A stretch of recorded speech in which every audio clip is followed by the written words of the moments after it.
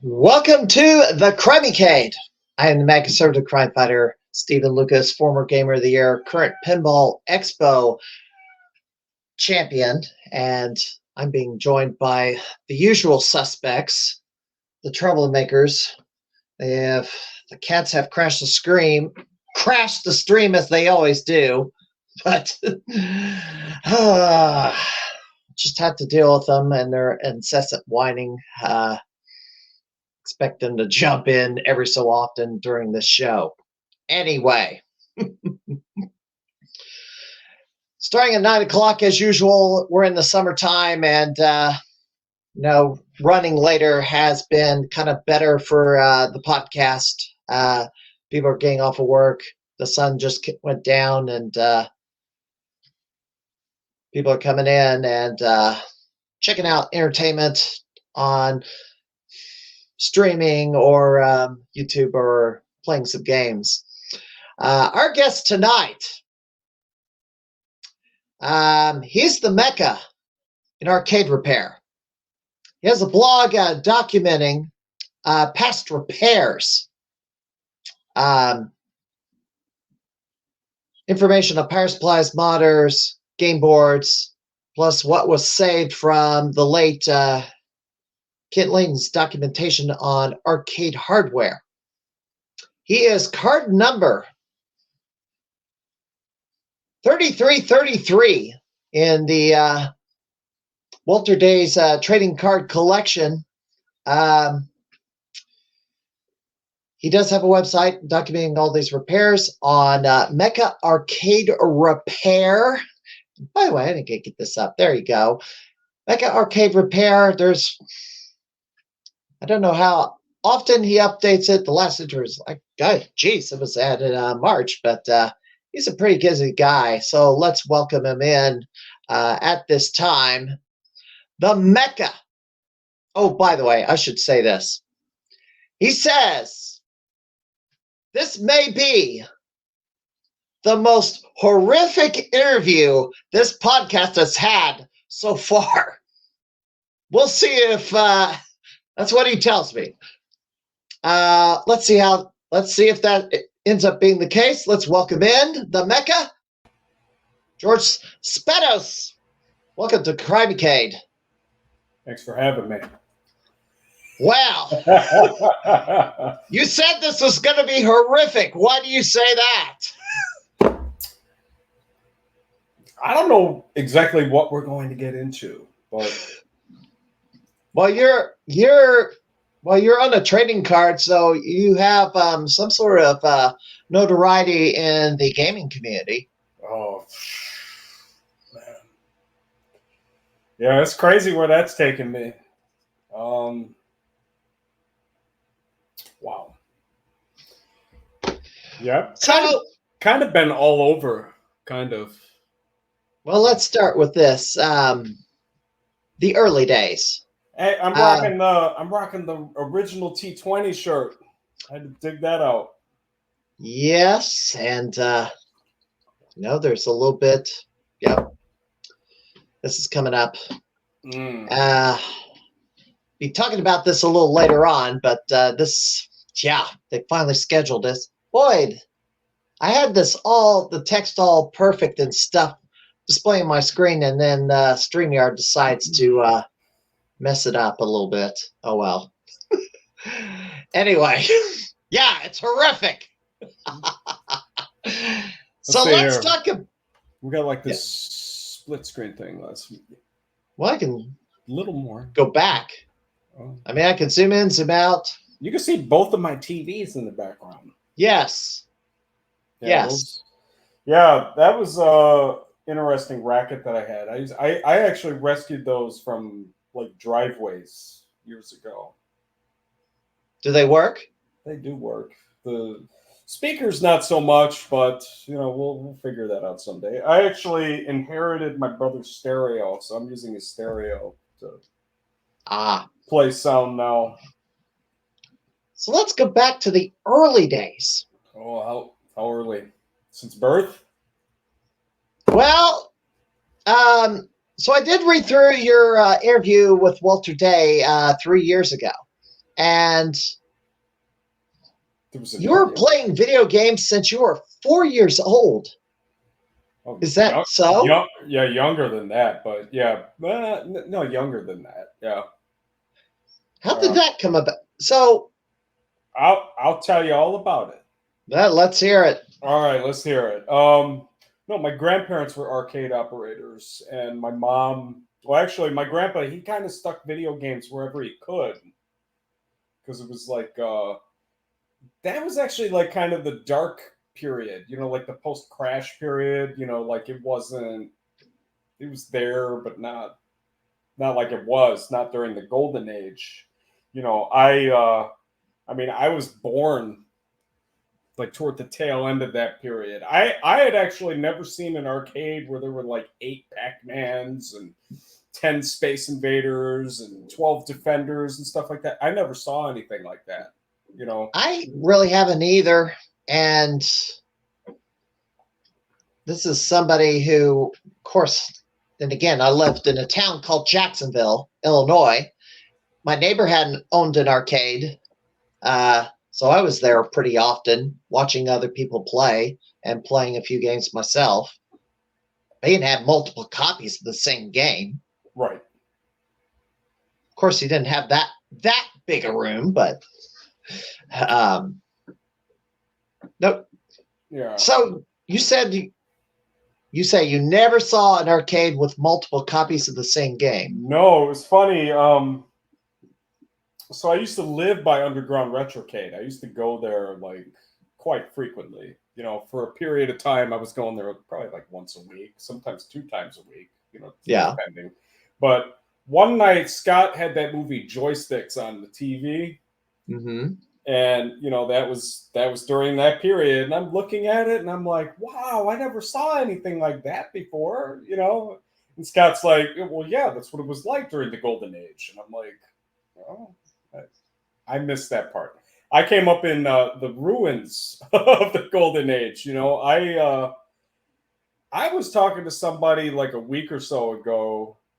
Actually, it was Gar. It was the boss man. He was talking about Arkanoid and like the impact Arkanoid had when it came out. And it's like, yep, I was there when that happened. Like that game was the one that like signaled like the return. Like everything blew up soon thereafter, that 87, 88, 89 period. That's, we went into like a whole different timeline at that point, Now, you say Arkanoid brought back the arcades in the latter half of the 80s? Because a lot of people... That was the start, yeah. That was the start because... A lot of people would point to Super Mario Brothers. Not in the arcade, no. Well, the first time I saw Super Mario Brothers was in Aladdin's Castle. It was not the Nintendo console. I mean, the Versus cabinets. The Versus, yeah. That's where I first saw it. Yeah, those came up during that like funky period, like 84, 85, the Versus games. That's when those emerged. And, it was just kind of whatever during that time. But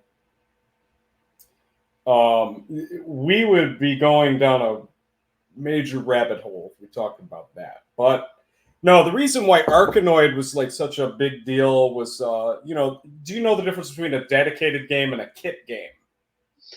Yes. Arkanoid was a very popular kit game. You just take your old crappy game and you put Arkanoid in it, you make a lot of money.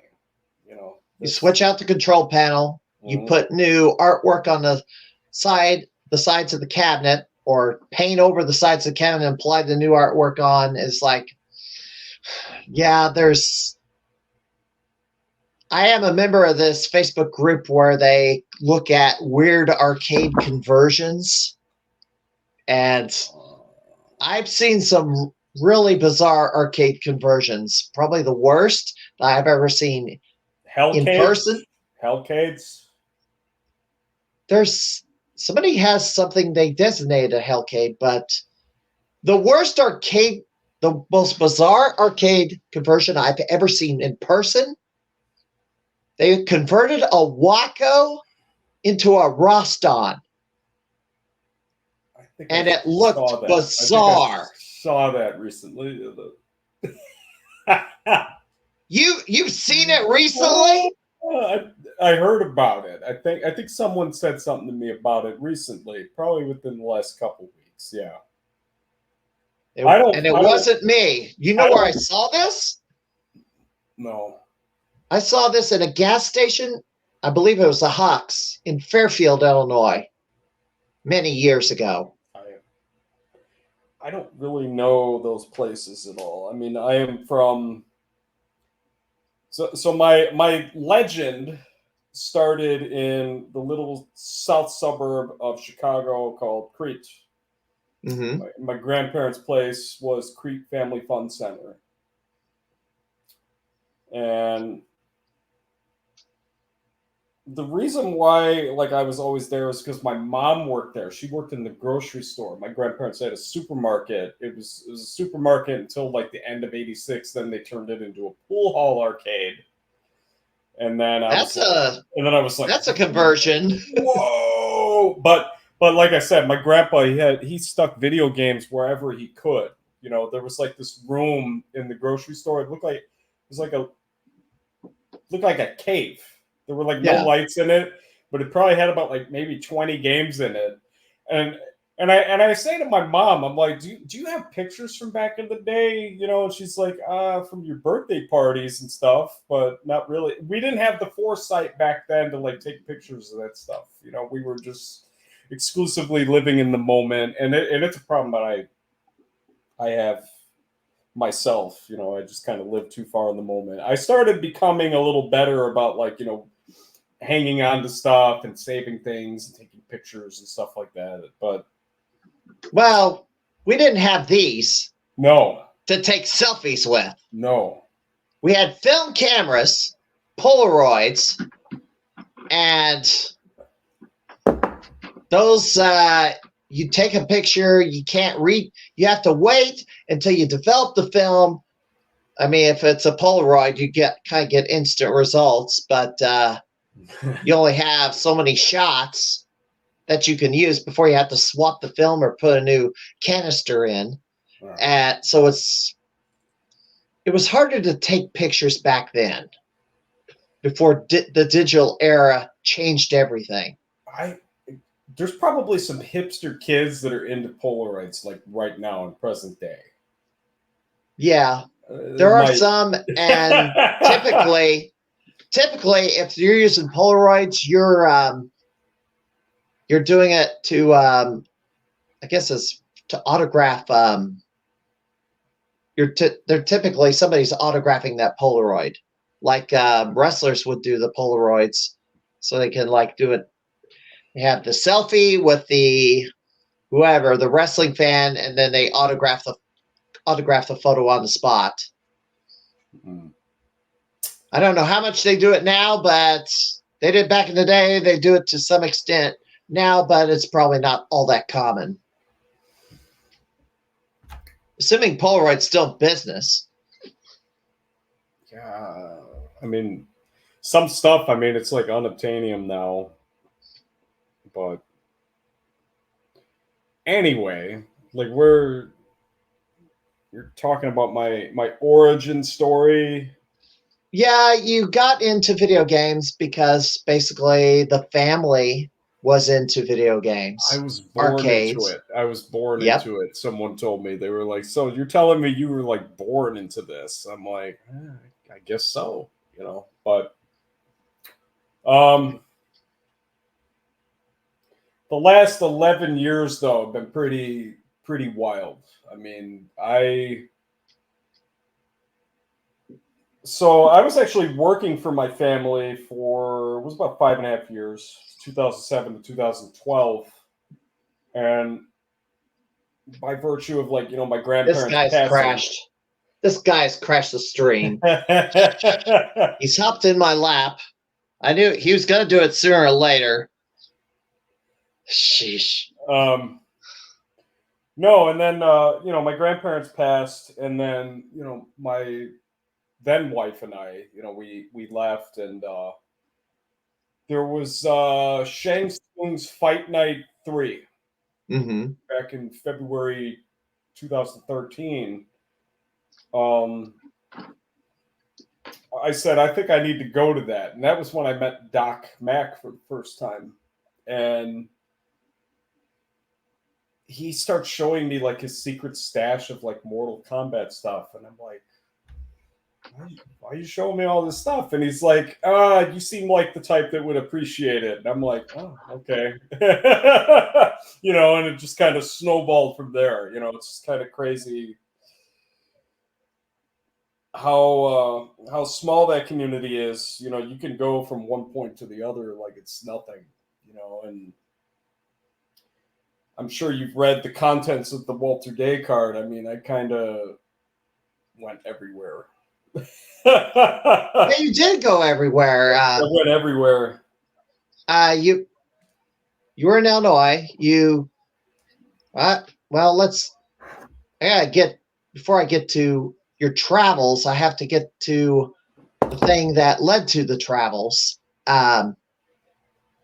So, jumping ahead, you had the family running the Crete Family Fun Center. When did that? Is that still around, or did that? I assume that's no longer around. Oh, as a matter of fact, I had gotten divorced a couple of years ago, and about like a month later, they like demolished where the supermarket pool hall, that building. They just knocked it down, and I actually drove past it, and I like put my hand up like this. It's like, I don't want to see this. I don't want to see this. Oh my gosh! Yeah, and actually, a guy I went to high school with, he took his kid there because it's like abandoned now. I mean, somebody bought it, but like the village of Crete won't let them operate for some weird reason. I don't know what the deal is with that. I mean, that's not. So they want that to stay an empty lot and green grass? Oh, dude. I was looking at these pictures. They went through the mini golf course. They were in the go-kart garage. They went in the back of the batting cages. I'm like, wow. Like the creature from the Black Lagoon is going to like pop out. I mean, it scared me when I went there back in 2016. I was walking through it back then, and I'm like plant people are going to come out. I mean, it was scary, you know, but I'm sorry, I'm hydrating right now because I actually. Oh, I got my drinks too. I had just gotten off work, and I'm like. Hence why I start at 9 p.m. now during the summer. Yeah, I actually worked an extra day in anticipation for this moment, you know. But today I was just in such a rhythm with like stuff. Yeah. I mean, if you want to get to like contemporary times here, I come in earlier and they're like, yeah, firepower, that's a pinball machine. They were like, yeah, it was on fire earlier. And I'm like, oh, okay. And literally like, smoking. Yeah, one of the coils burned up. Actually, I mean, we could get into that in a minute, or we could just not talk about it at all if you want. Oh, we'll get to that. We'll get to the repair stuff in a bit. Yeah, that was. How long was? When did Crete? So your grandparents' arcade or business. When did it open, and when did it finally retire? Okay, here's what's funny: is what's up, Kitty? Cat. Yeah. Cody. Cody, is it the orange one? Yeah. Okay. Hence, I'm using memes of him for this stream. These are default ones for Twitch. Kind of and he just took a bite. No, years ago, like when we were building the website, when my grandparents went back into business, I asked my grandma and my grandpa, I was like, when did this place open? And they had no idea because it's been like, it's just so long. Like they had no idea. It was about like, I estimate it was probably like the early 60s or something like that. So that's a pretty long time. If they've gone at least 30 years, thereabouts. You know what? That business is actually very difficult to like stay in business. Like you have to like really know what you're doing. My then what was she about? She was only my girlfriend back then. I think. No, we were engaged. We were engaged back then. We went to this seminar at Enchanted Castle. I don't know if you've ever made it out to Lombard. I didn't really make it out to the Chicago area until like on a regular basis until the 20 teens. Well, I did go to the very last Consumer Electronics Show in Chicago. I'm glad I got into the very last one because that was the only one I was able to go to. I never got to see one. So where was I going? You were talking about basically the early, I guess, how difficult it was to keep up. Yeah, we went to the seminar and like the man, he was actually the guy that leased from my grandparents. They retired back in 1997 and they leased out the property to this man, right? Mm-hmm. And he was like throwing out statistics. He was like, yeah, 7 out of 10 FECs, that's Family Entertainment Centers, fail. Mm-hmm. And we're like, really? You know? And what was really crazy about my grandparents' like second run, as I call it, like when they went back into business, the man actually offered to like buy the property from them, but the price that he threw out, they were like, nah, we can do better than that. So they go back into business, spend like the remainder of their savings to buy all of their equipment to like operate the place. And this is back in 2007. And like their goal was like, we'll open the place and then we'll find a buyer and we'll sell it. Right. Well, the lending crisis hit that summer, right? So we had a bunch of prospective buyers, but nobody could get financing. Ugh.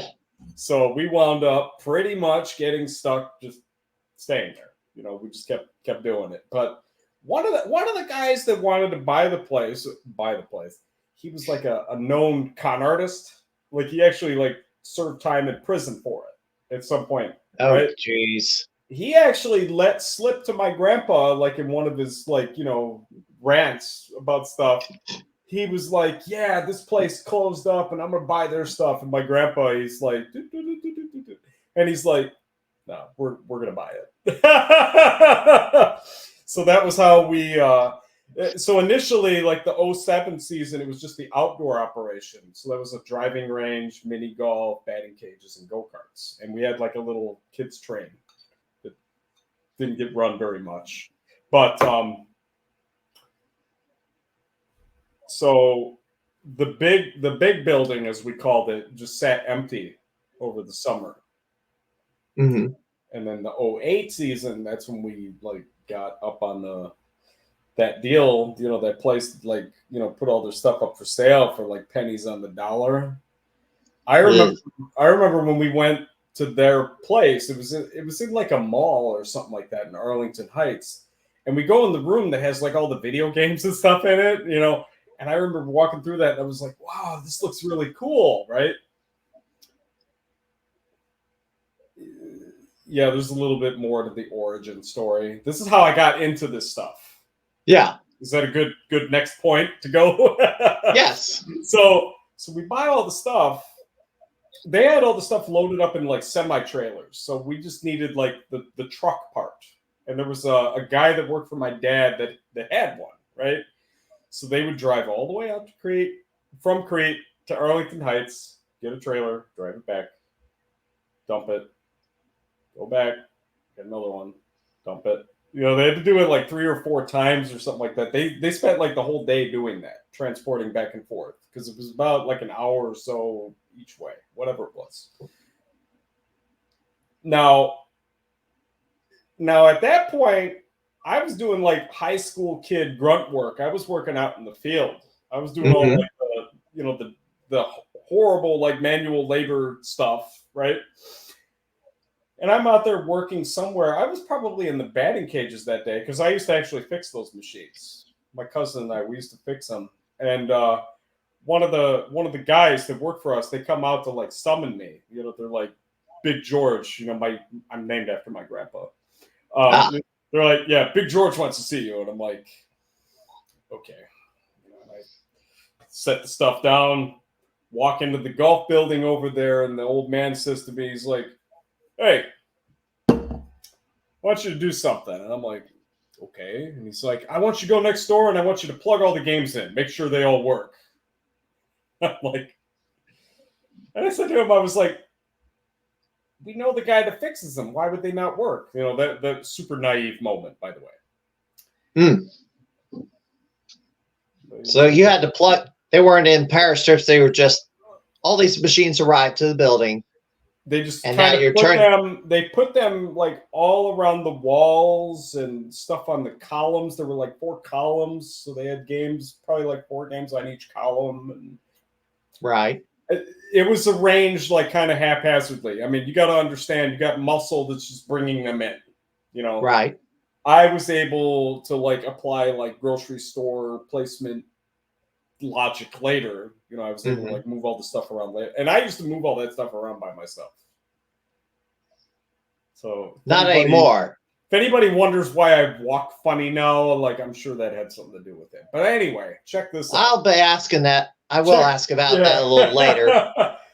Because that will apply to. We don't know.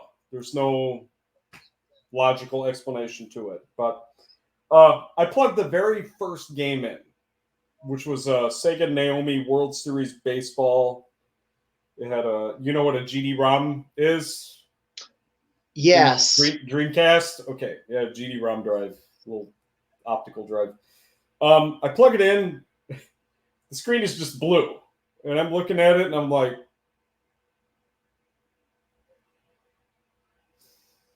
I have no idea what that means. Unplug it, plug the next one in. The next one was Virtua Tennis, another Naomi GD-ROM game. And I'm like, okay, yeah, that's cool. Okay, unplug it.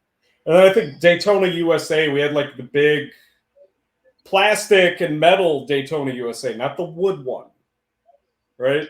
We had like the fancy one. I plugged that in and I'm like, that side doesn't work. Okay.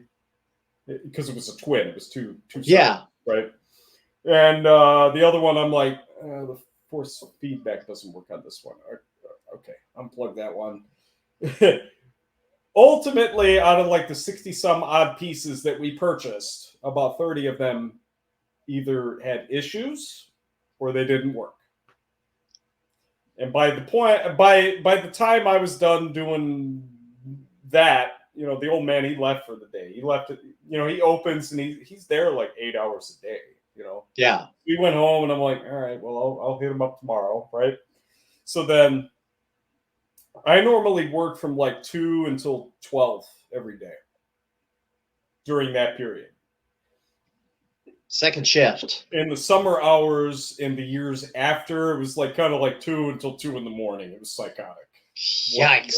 Kind of like helping ghost hours. Yeah, I was doing over 80 hours a week. It was psychotic. But anyway, I go in the next day. Yeah, if you wonder why I walk funny. I go in the next day and I go to the old man and I'm like, all right, I got some bad news. And he's like, really? What happened? And I'm like, well, half the games don't work. He's like, really?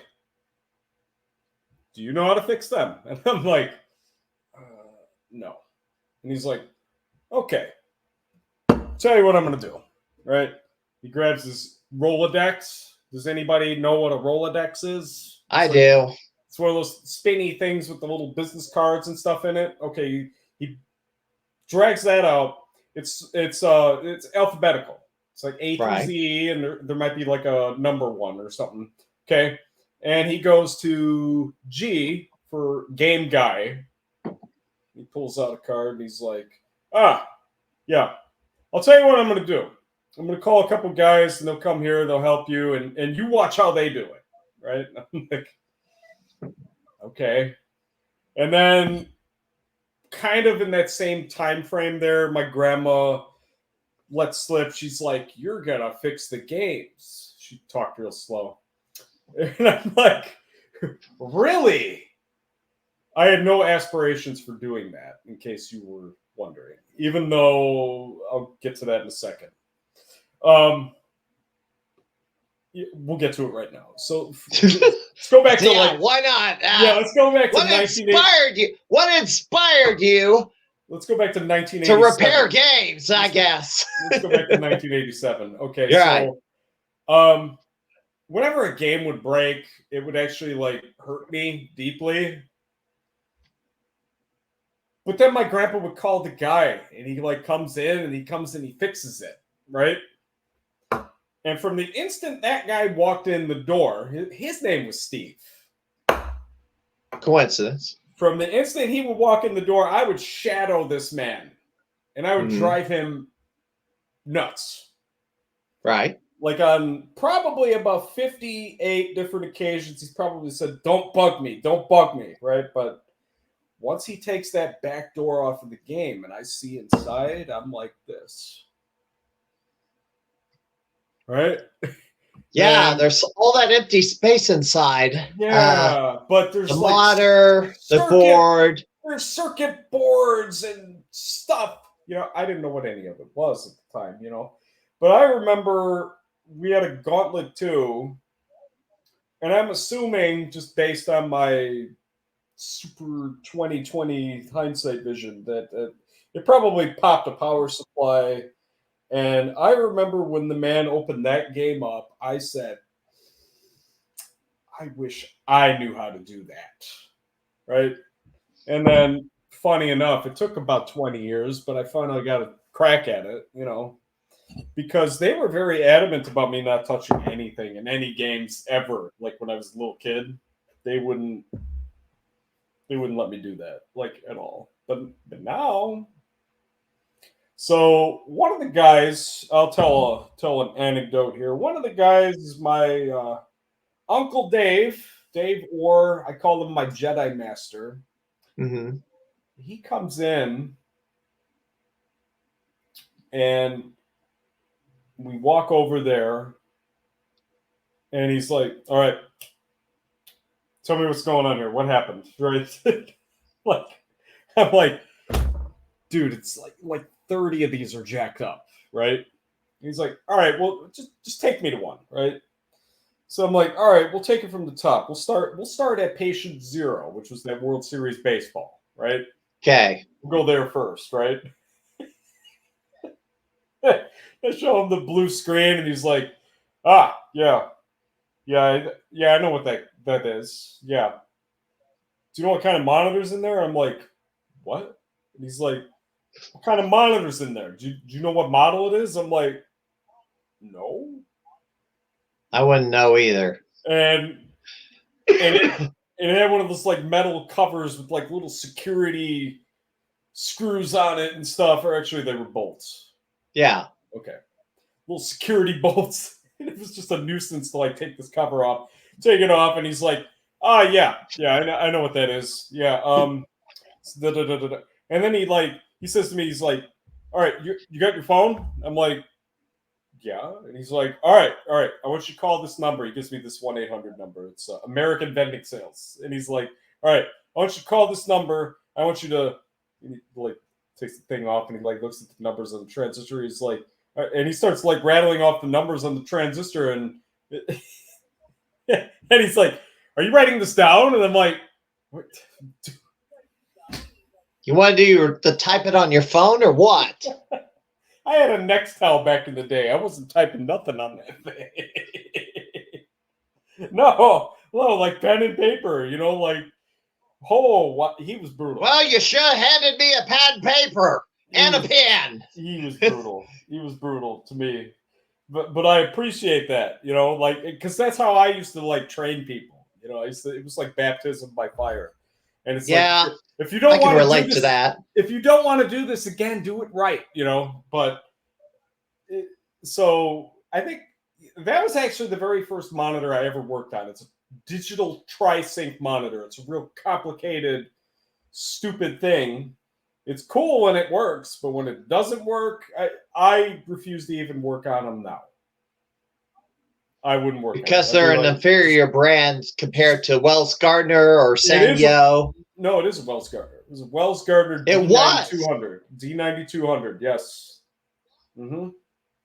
So that is the only type of Wells Gardner you will not touch. Oh, there's others. But I got one more story, and it was the Daytona USA 2. That one was just a single. But I was playing it, and I'm like, well, it works. It runs. On one side? No, it was just a single. It was just one. Oh, a single. Yeah. I thought there was a dual in there somewhere. Daytona 1. Okay. Yeah. These people that we bought the stuff from, it was just like this hodgepodge of like weird stuff, okay? But we made it work. I said to him, this game, I only hear sound out of the seat. I don't hear it out of the front speakers on, around the screen, right? And he's like, all right, let's open it up. Flip the seat. There's all the boards underneath the seat, so you can spill pop in there or something stupid, right? And fry it. Okay. He pulls out this board. I didn't know what it was at the time. He pulls this board out. And it was the amplifier board. I didn't know anything about any of this stuff. Right. I fixed computers. That's what I did. So do I. I didn't know how to do anything else. Okay, but he pulls it out, and we had 2 air hockey tables that we got in this deal, and there was like a big wood board thing that goes over the top of the one, and we're like, all right, this is our work area. We're gonna put stuff on top of this, right? Yeah, so, I can see that happening. Pool tables and yeah, there was a coin out pool table too in the deal. Yes, but he slaps the board on the table, our makeshift work table, and he says, "Look at that." And I'm like, "Look at what?" And he's like, "That. Look at that." And he's pointing to like an amplifier. So there's 2 amplifiers because it's a stereo game. Or front and back, I guess you could say, right? Right. And you can see. It's like, what am I looking at here? You can see plain as day. Like once he points his finger at it, right? You can see there's like a hole in this amplifier. In this amplifier I see, there's a hole in it. And he's like, yeah, that one got blown up good, right? And I'm like, okay. And he's like, yeah, you see all of that on there? That's mouse dew. You see that? Well, that's pretty obvious. If there's corrosion, that's pretty obvious physical damage. So he gets on the phone. He calls AVS, the logic and whatever department. I don't even remember what it's called. I mean, that's like a 4 life. But they didn't get out a toothbrush and try to clean it? I didn't get into that yet. Okay. It would take a couple years before I got into that. But do you know what a solder pult is? No. It's that solder pult. It's soldering iron with something. Okay, no. You got the soldering iron. Okay. It's not a pult. It's like this plastic gimmick that has like a tip on it. Like what you would do is you heat up the solder, and it sucks the solder out, and then you do it again. A solder pult. Solder pult. Right. That's something new for me. Doing this, and I'm just like, whoa. Like, this was all new for me, dude. Like, this was like crazy. So within about like a month and a half, we were able to open the place finally. Oh, the grand opening, whatever. I mean, it was like a complete disaster because I was totally not ready for that. But they were like, the kids are going back to school. We have to do it now. And I'm like, all right. So preview night. It took so that would have been August when we opened. I think it was like August 4th, somewhere in there. Whatever that first weekend in August was. Yeah. By October, I got this like Oh, Uncle Dave had the greatest idea ever. He says to Okay. me, he says to me, he looks around the room and he says, "You know what you need?" And I'm like, "What?" And he's like, "You need fighting games." And I'm like, "Oh, that's a brilliant idea, right?" So he goes over and he talks to the old man and he's like, "Yeah, I got these 2 fighting games." He winds up the next time he comes, he brings a Street Fighter Alpha 2 and a Tekken 3. And Those are good choices. I'm like, this is awesome. You know? So I got the idea that the Tekken 3, here's what's funny about the Tekken 3. I'm looking at it, it's spray painted over, right? And I can see under the paint it says Killer Instinct on the control panel. I'm like, that is a brilliant idea. That's even more brilliant than this idea. You know, it's like I'm gonna turn that into Killer Instinct someday. They converted Killer Instinct to Tekken 3. Yeah. That's I mean, who knows like that was a downgrade, I think. But I don't know. Who knows what it was? So I did turn it into Killer Instinct, and the Garcade bought my games that I had, where I used to live. Yeah. So it's there. I see it every day, and I'm like, hey, I miss you, Proudest achievement. And it's really funny, like in an arcade setting now, watching people try to play that game because they don't know how to play it at all. Not very well. No, they button mash it, and it's like, no, dude, it's not a button mash game. So, because they don't know the special moves. one day I'm going to buy it back. Okay, Gar, if you are watching this, I'm just going to remind you once more. I'm buying it back. It's coming back. Okay, but anyway, I have no intentions of moving from here anytime soon. So it's cool. You're in Wisconsin, correct? Yeah. Okay. Yeah, I'm right by where Midwest Gaming Classic is held. It was about like a 20-minute drive. Yeah, I'd like to live closer to Midwest Gaming Classic. I know. I've gone to 20 of them in a row. Have you really? Yes, I started in 04, and I've been to every one since. Yes. This last one was number 20, and I shared that information with a bunch of people, including Dan Lucen.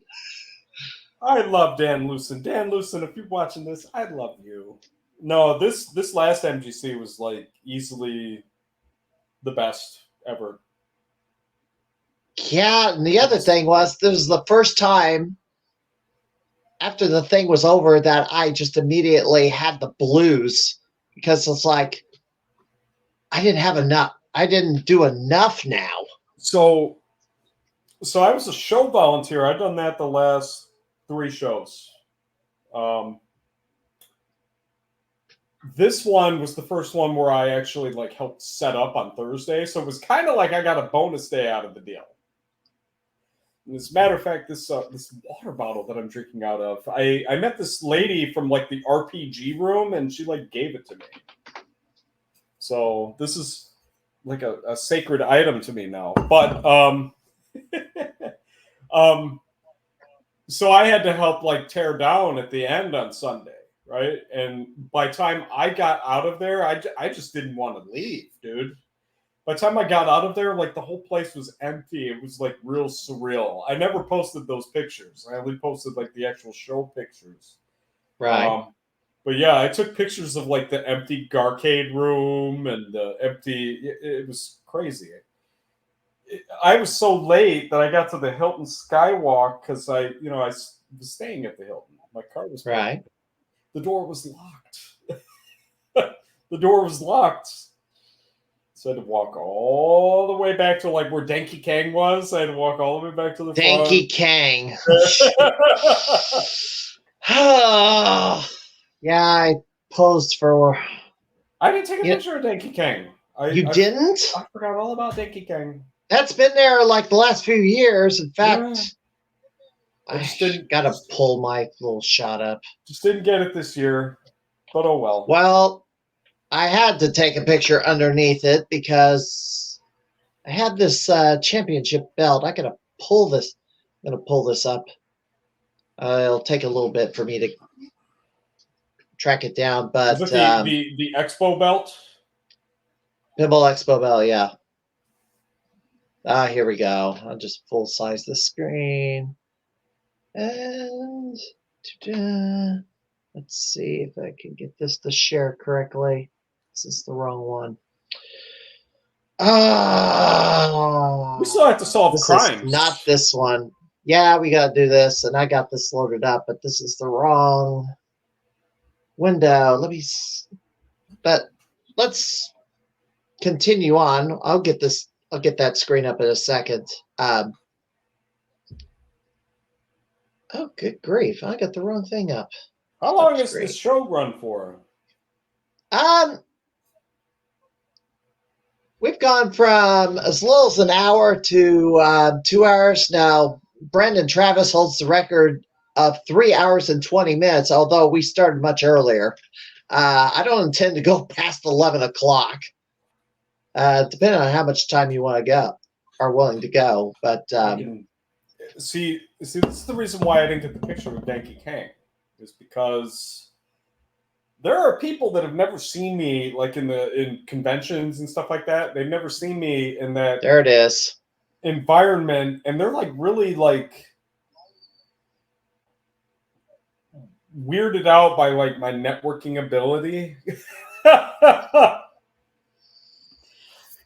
You know, and yeah, this silly thing.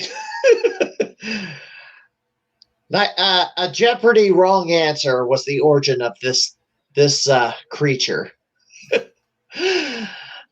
Oh well. I have that picture. I think the correct answer was supposed to be Sonic the Hedgehog, right?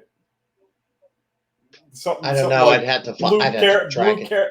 Blue video game character that picks up rings, and they were okay, yeah. Who was Danky Kang? Yeah, they're just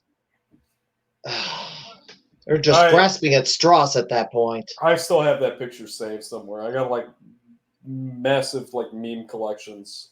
Yeah. Anyway, like we're deviating like pretty bad here, but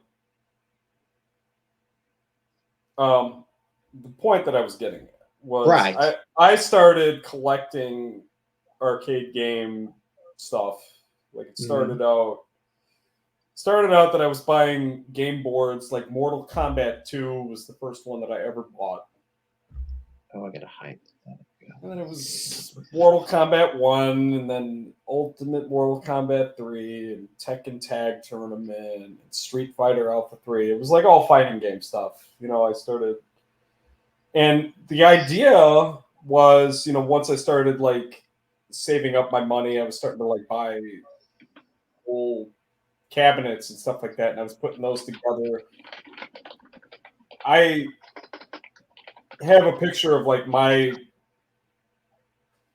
spot in the room where like all my games were, and I just look at it and I'm like, wow. But the idea is like if any of my games go down, I have to fix them. They have to work. You know, I was always a proponent for like 100% operation. Yeah. Because people in that area, you know, they were always looking for reasons to like, you know, criticize us and whatever. And it's like, if I make all our games work, they can't say anything about that, can they? You know, so they should start patting you on the back and cheer you as a hero. They didn't care. You know what was funny? This is like before Yelp. They were doing it on like Yahoo and Google and stuff like that.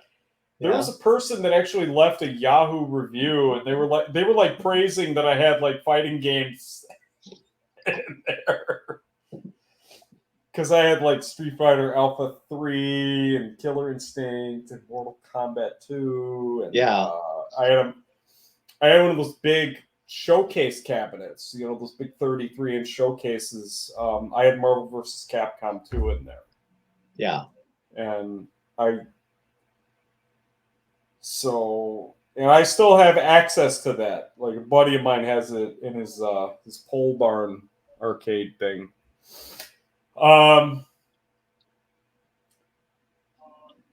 But that 100% operation thing, I took that to all of these different places that I worked at over the And you've years. been to many different places.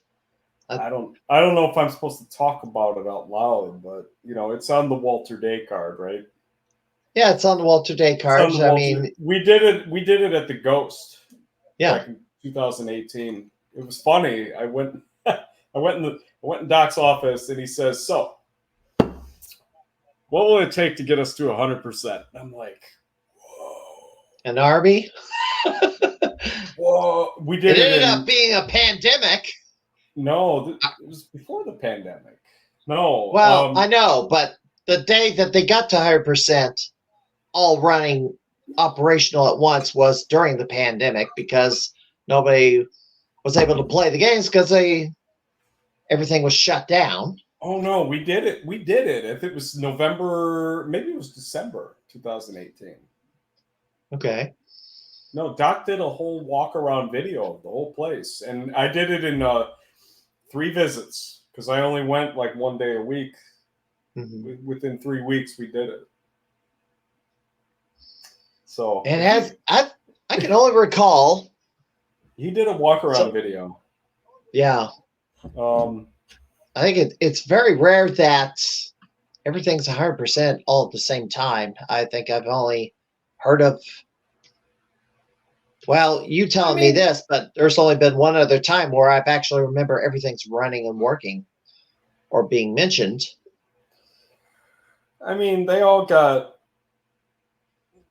That's just running. That's not saying that like the monitors are immaculate or the controls are flawless or anything like that. Everything's always running and playable. There's always going to be little issues. I mean, I'm curious what would happen if I worked there full time. It's never going to happen, but like if it did, because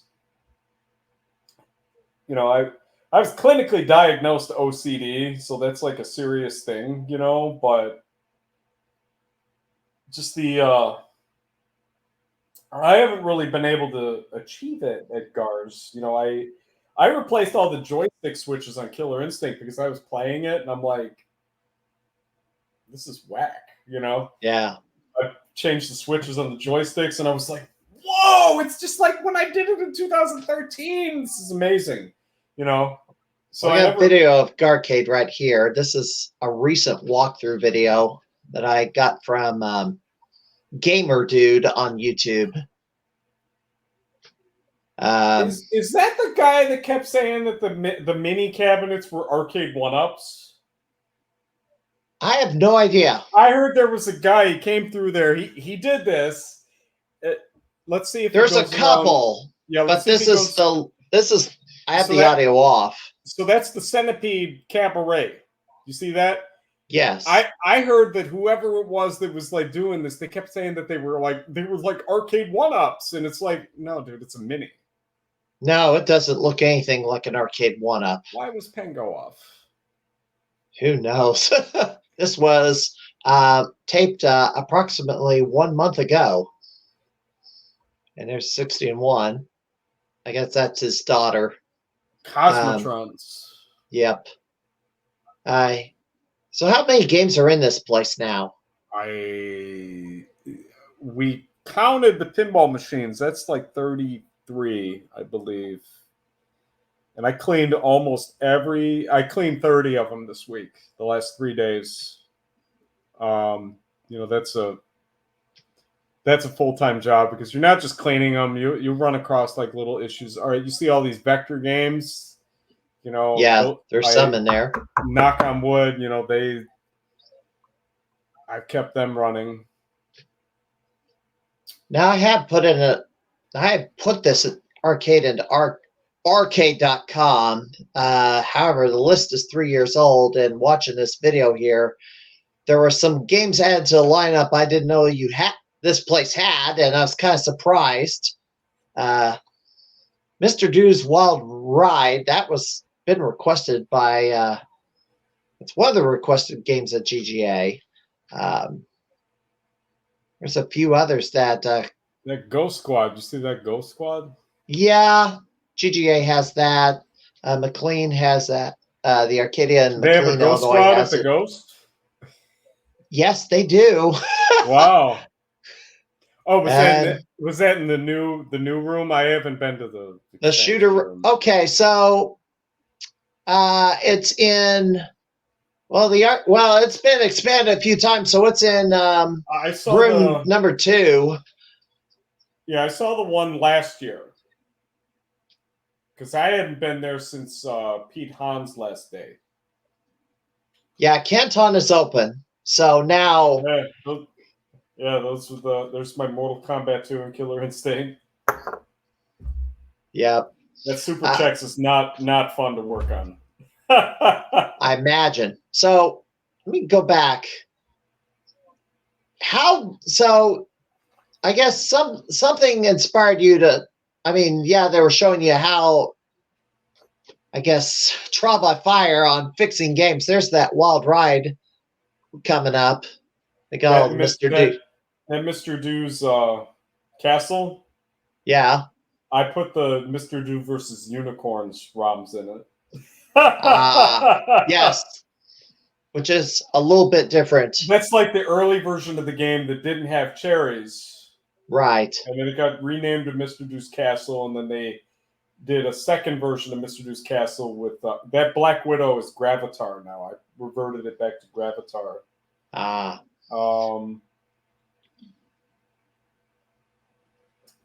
Yeah, well, the trial by fire. This buddy of yours that was showing Dave, you. Oh, yeah. Uncle Dave showed me a fair amount of stuff, like in a very short amount of time. It's funny. I was talking to him like a few months ago, and he was like, he calls me Grasshopper. That's what he calls me now. He's like, yes, Grasshopper. And he says, you probably know more than I do now. And I'm like, you can never know everything, but. I mean, you didn't go to school to learn how to fix video games, correct? Well, yes and no. So okay. For years, I'd be at like weddings or whatever, and like, you get seated next to people that you don't know, and it comes up like, so what do you do for work? And it's like, I'm an arcade game technician, and they're like, whoa, really? People do that? And I'm like, yeah. And then undoubtedly the very next question they ask is, did you go to school for that? And I'm like, no. And they're like, what? How is that possible? How did you learn how to do it? And I'm like, I just did it. Literally, that's how I just did it, But no, a few weeks ago I went to Minnesota to Starcade. Have you heard of that place in St. Paul? It's a phenomenal place. I went there for Randy From's arcade school. Mm-hmm. And since I was a little kid, my grandpa used to have subscriptions to like the industry magazines, and like after he'd get done reading them, he would give them to me because I like looking at the pictures of like video games and stuff in the magazines. And what I really liked doing was going to the back in the yellow pages, the classified section at the back. And that's where like, companies like distributors and stuff like that, they would have games for sale. Right. And I would go to my grandpa and I'd be like, Papa, can we get this game? And he'd be like, no. And then like the next day I come back, Papa, can we get this game? No. Yeah, he was very particular about like what games he operated. I mean, he was actually a very intelligent arcade operator. He knew how to make money doing that stuff. But one of the ads in the back was for this thing called Randy From's Arcade Schools. And there was like a little cartoon caricature picture of him. And I'm like, whoa, you can learn how to fix video games? Right? And since I was about like 5 years old, I wanted to do that. But like I said before, in my family, they were like, no, you can't do that. You can't fix games. But they trusted you with fixing, I don't know, a baseball machine. Well, that was different. That was different. That was different because they had me on like the family discount plan. They were like, nah, you can do whatever you want now. But no, and I used to fix the go-karts also. There was all kinds of stuff I did in that place. It was actually mainly because I could still run and stuff back then. You know, that was kind of like the highlight of my professional career time. But the opportunity arose that Randy Fromm was going to do his class again.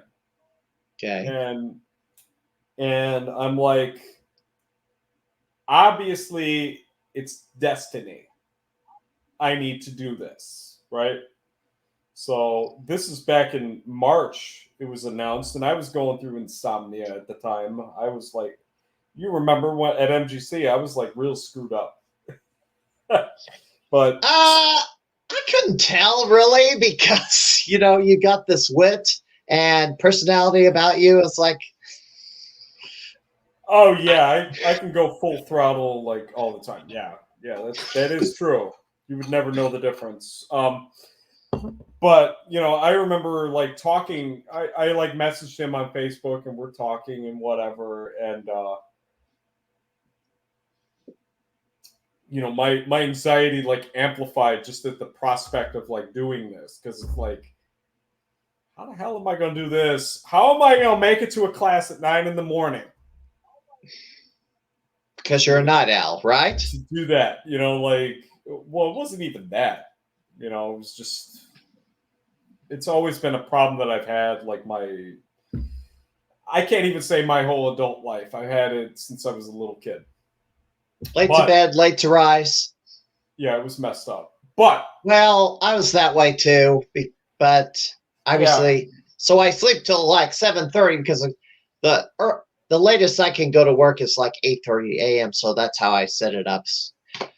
Wow. I go to bed midnight, get up at 7:30, get dressed, go to work, and fix computers remotely. Okay. Well, after MGC, I was like, okay, you need to get your stuff together now. So I've been making it a point. I mean, I work until 10 o'clock at night usually. Right. So 10:30 in the morning. That's like my target time.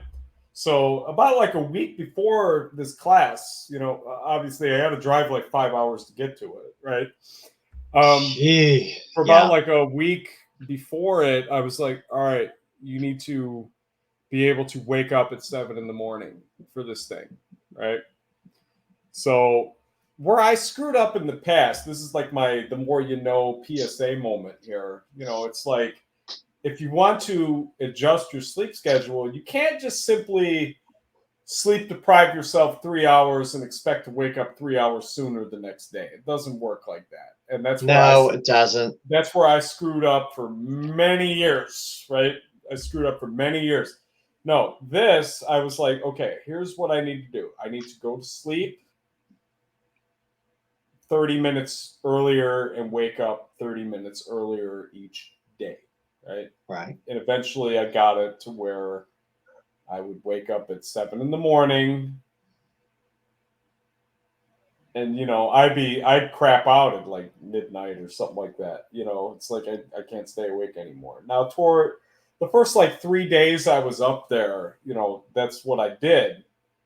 But then like the last couple days or so, I was like, nah, man, we're gonna stay up until 1:30 and we're gonna wake up at 7:30. That's what we're gonna do, and I made it work, and much of that class was like, electronics theory, which was an area that, believe it or not, is not a strength of mine, Mm-hmm.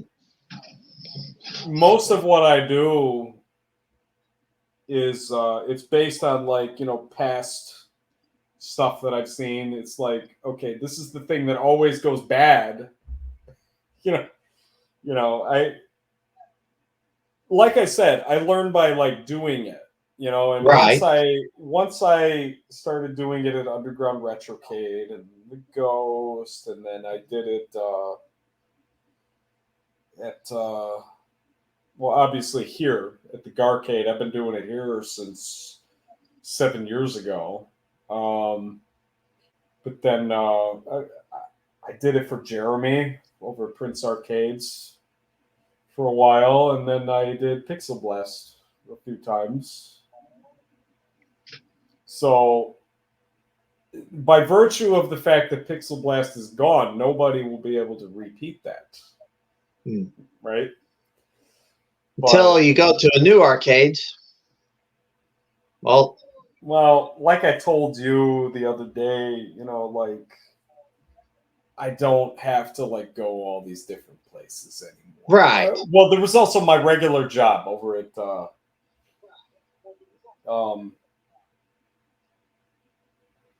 Izzy's Arcade Bar, which nobody from the arcade community knew anything about.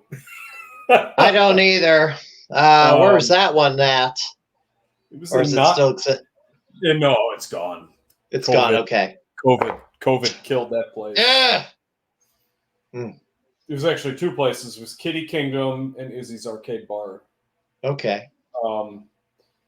Kitty Kingdom, that was a ticket arcade. I mean, I miss working with like redemption games. I miss that, but this is actually a lot simpler because it's like they're all like the same stuff.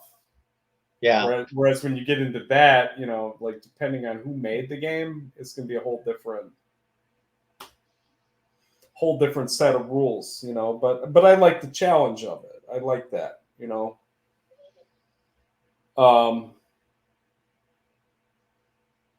like over at Gar's, they got like a pay area, like not the admission area. You can pay quarters. There's right. a lot of prize games and crane games and stuff like that. Like it's actually fun when one of those screws up. Yeah. Like one of those electronic coin mechs, like has a coin jam or something like that. It's like I know how to do that. Right. Like I used to do it all the time. The best thing was like when. Not really, but like the best thing was like when they went to the card swipe system, because you don't have to come in and like empty tokens out of games. I used to love filling the tickets. I used to love doing that, Yeah. but once I didn't have to do that anymore, it made things a lot easier, but one thing about the card swipes,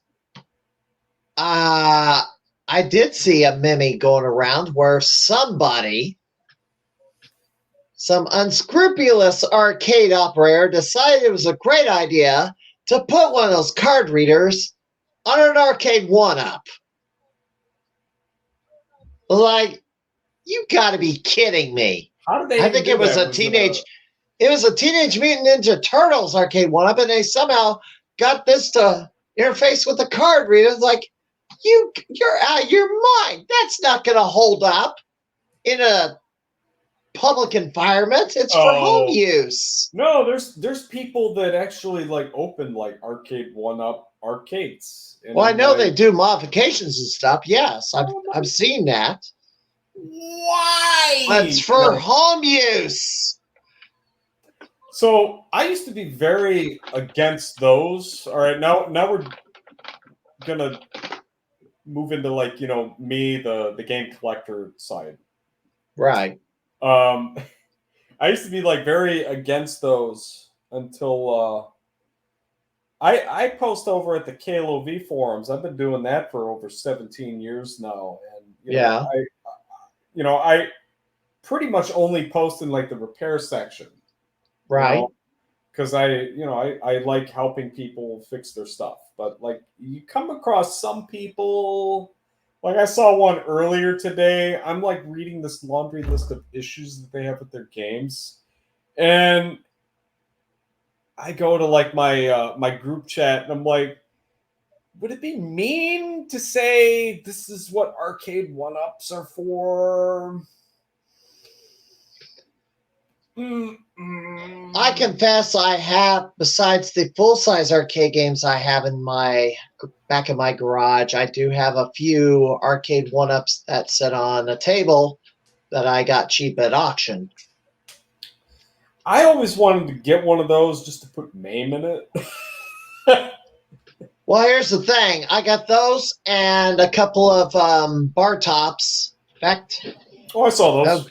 You know, yeah. the Pac-Man one and Well, it's not even. Hold on. I got one in the room. I'm gonna turn this camera and kind of point it. I gotta pull that towel off. And there. Now I can show it off.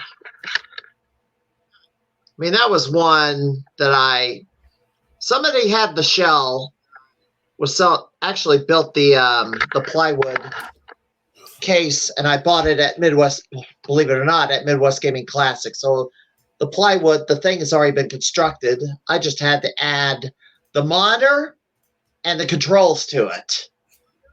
And then electronics, and voila. This is before they started selling the kits to build these things on Amazon.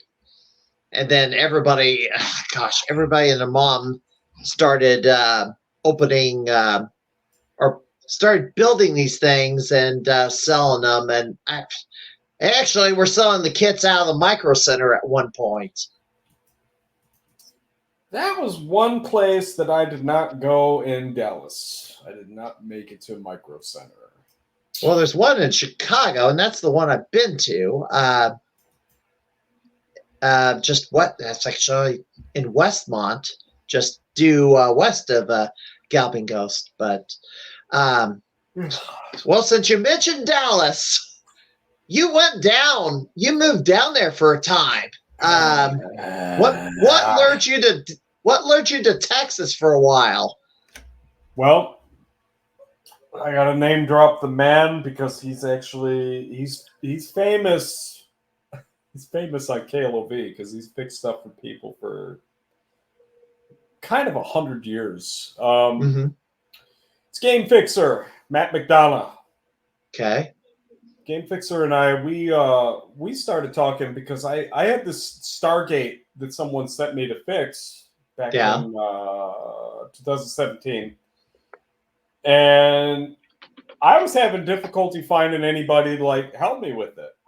So he reached out to me, and we're talking like in private messages, you know, and eventually it's like I probably asked him like, what's your phone number? And, you know, then we started talking over text, and we talked over text for years, you know? Mm-hmm. So,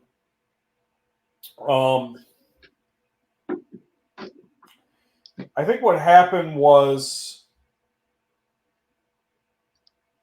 he was in Colorado initially, and then he moved down there to work for this company, Cinemark. Okay. It's a movie theater chain. And he said that was like awesome job, you know. But then they closed up and they sold the workers' contracts to a different company. And the different company, like, he didn't like it because he had to drive all the way to Fort Worth to work at that place. And for him, that was like an hour and a half drive each way. Right. Despite being supposedly local, but then again, that city is just that big. Dude, Texas is stupid. Well, I'm talking Dallas, Fort Worth area. Oh, it's stupid. But anyway, then COVID happens. Now Texas didn't lock down, but the company that he worked for, I guess they tried to like renegotiate his deal. They're going to give him like way less money. And he said, no, bye-bye. So he hooked up a deal with, I'm gonna call him the boss man. That's the guy that we work for. He hooked up a deal where he was fixing his games out of his garage. Okay. Boss man would bring games to his house and he would fix them in his garage. And he was doing that for a while. He was doing that for probably about a year and a half by that point. And then Yeah. Game Fixer reaches out to me and he's like, "Hey, I need to talk to you." I'm like, "All right, then talk." Right. And he's like, "No, I got to call you." And like his phone didn't work at his house. So he had to like Facebook call me. Right. Uh-oh. And he's like, "Hey, I got this deal here, da da da da da." And he's like, "We want you." I'm like, "Really?"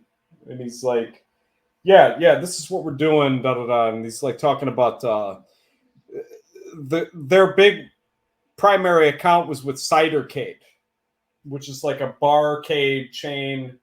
It's in all the major cities down there. So they have one in Cidercade, okay. Cidercade.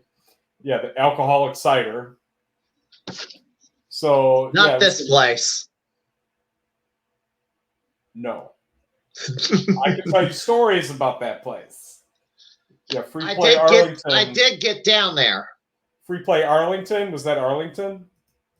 I got to Arlington and gosh, the other place. Richardson. Richardson. Yeah. Those two. Free Play Richardson. I guess that one's better. Well, let me say this. I'll get back to Arlington in a moment. I will reveal something right now because since we just touched on Texas, and I did make it down to Free Play. My guest next week will be this guy from the Dallas, Texas area. Do you know this gentleman? No. Christian Dithering. He is co-founder of the Let's Play Expo and currently runs the ATG Expo. So that was why I was down there, as I went to the Let's Play Expo and did a panel with my Nintendo Gaming Championship. Oh. Okay, so here's where it was like real complicated at that stage in my life because I was out of work because of COVID. Illinois. Did whatever. I'm not going to get into like a semantic debate about COVID and like all that stuff. Yeah, we don't have time. You and I. We don't have time for that right now. Yeah, you and I are not going to agree on a whole lot, like politically, sociopolitically. but anyway, so it was a situation where like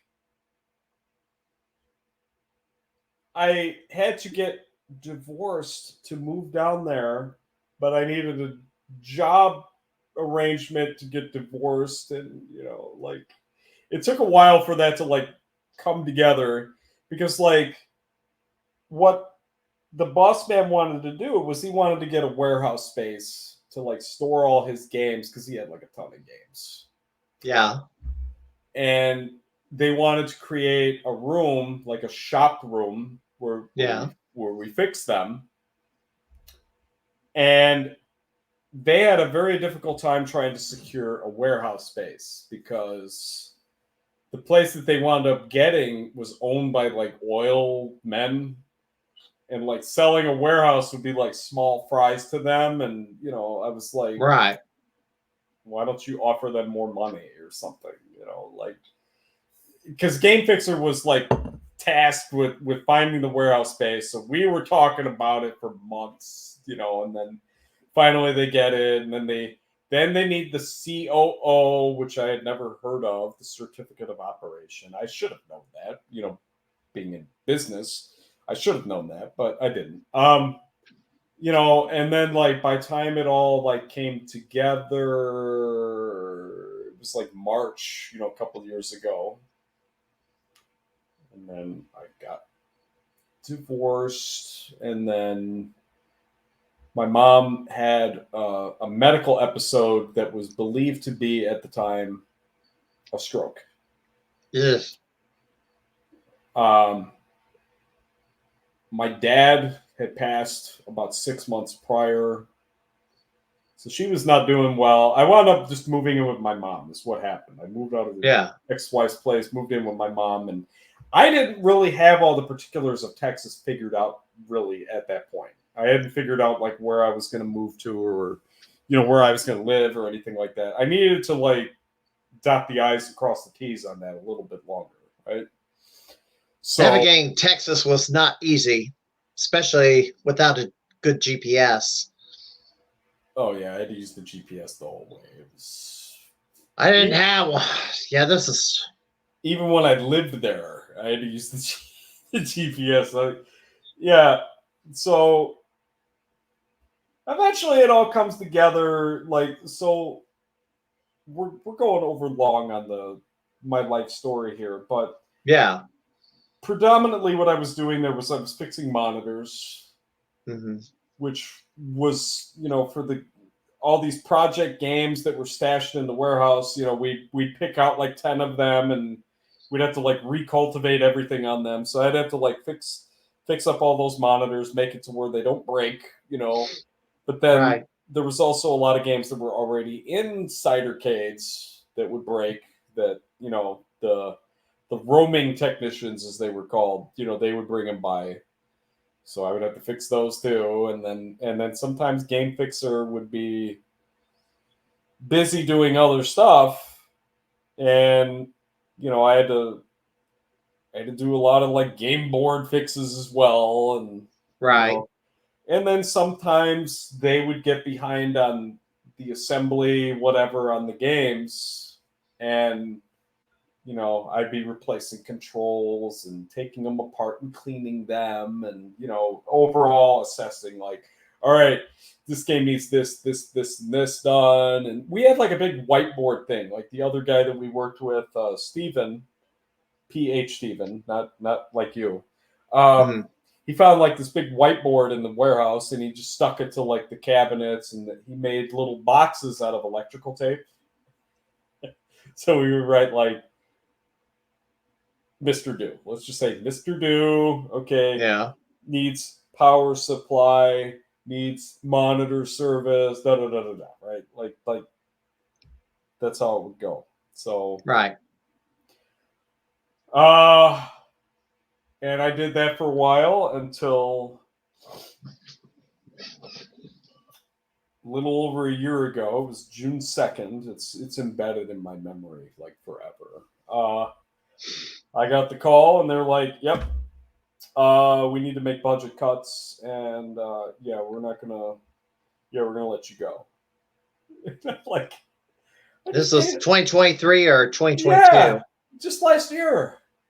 I was only there. I wasn't even there one whole year yet, and it's like, dude, I had to pay thousands of dollars to move here and buy all new furniture and everything. Like, what the,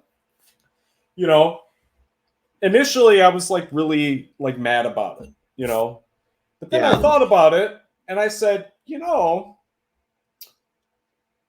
whole time I was at Midwest Gaming Classic, Gar and all his people, they were like begging me to come back. And I was like, wait a minute. I can kind of move back home. And I knew the Garcade. I worked there 5 years. So it's not like I'm going into like a thing that I don't know, So you're around familiar people. Yeah. It all. And yeah. I mean, no one was a stranger. So, not very many. It all worked out, man. It worked out for the better. I had issues down there. I used to dehydrate real easy down there. So yeah, because it's so freaking hot and dry. It's like I was there for so many days, and it's like air conditioning is a necessity. Yeah, my air conditioning where I lived, it broke twice. Ugh. It was not cool. I know people that live down there, been down there like they were born there and whatever. Right Although if it now, ever freezes, you're royally screwed because they don't have any sort of protection for pipes freezing. yeah, it was funny. Like when I went to MGC last year, they had like warnings saying to like open your cabinets and stuff like that. You gotta open the cabinets in your bathroom and under the kitchen sink and all that. Yeah, it was like, whoa, this is crazy, you know. But Flash freezing, yeah, it's more likely to burst if the pipes flash freeze, but they're not likely to burst if the temperature gradually goes down. I'm talking about these 50-degree temperature drops that Doc Mack had one of those experiences at Galloping Ghost Pinball where a pipe burst in the ceiling somewhere. Thankfully, none of the games were damaged. None of the games were hit by water. But gosh, it was a bad day for him.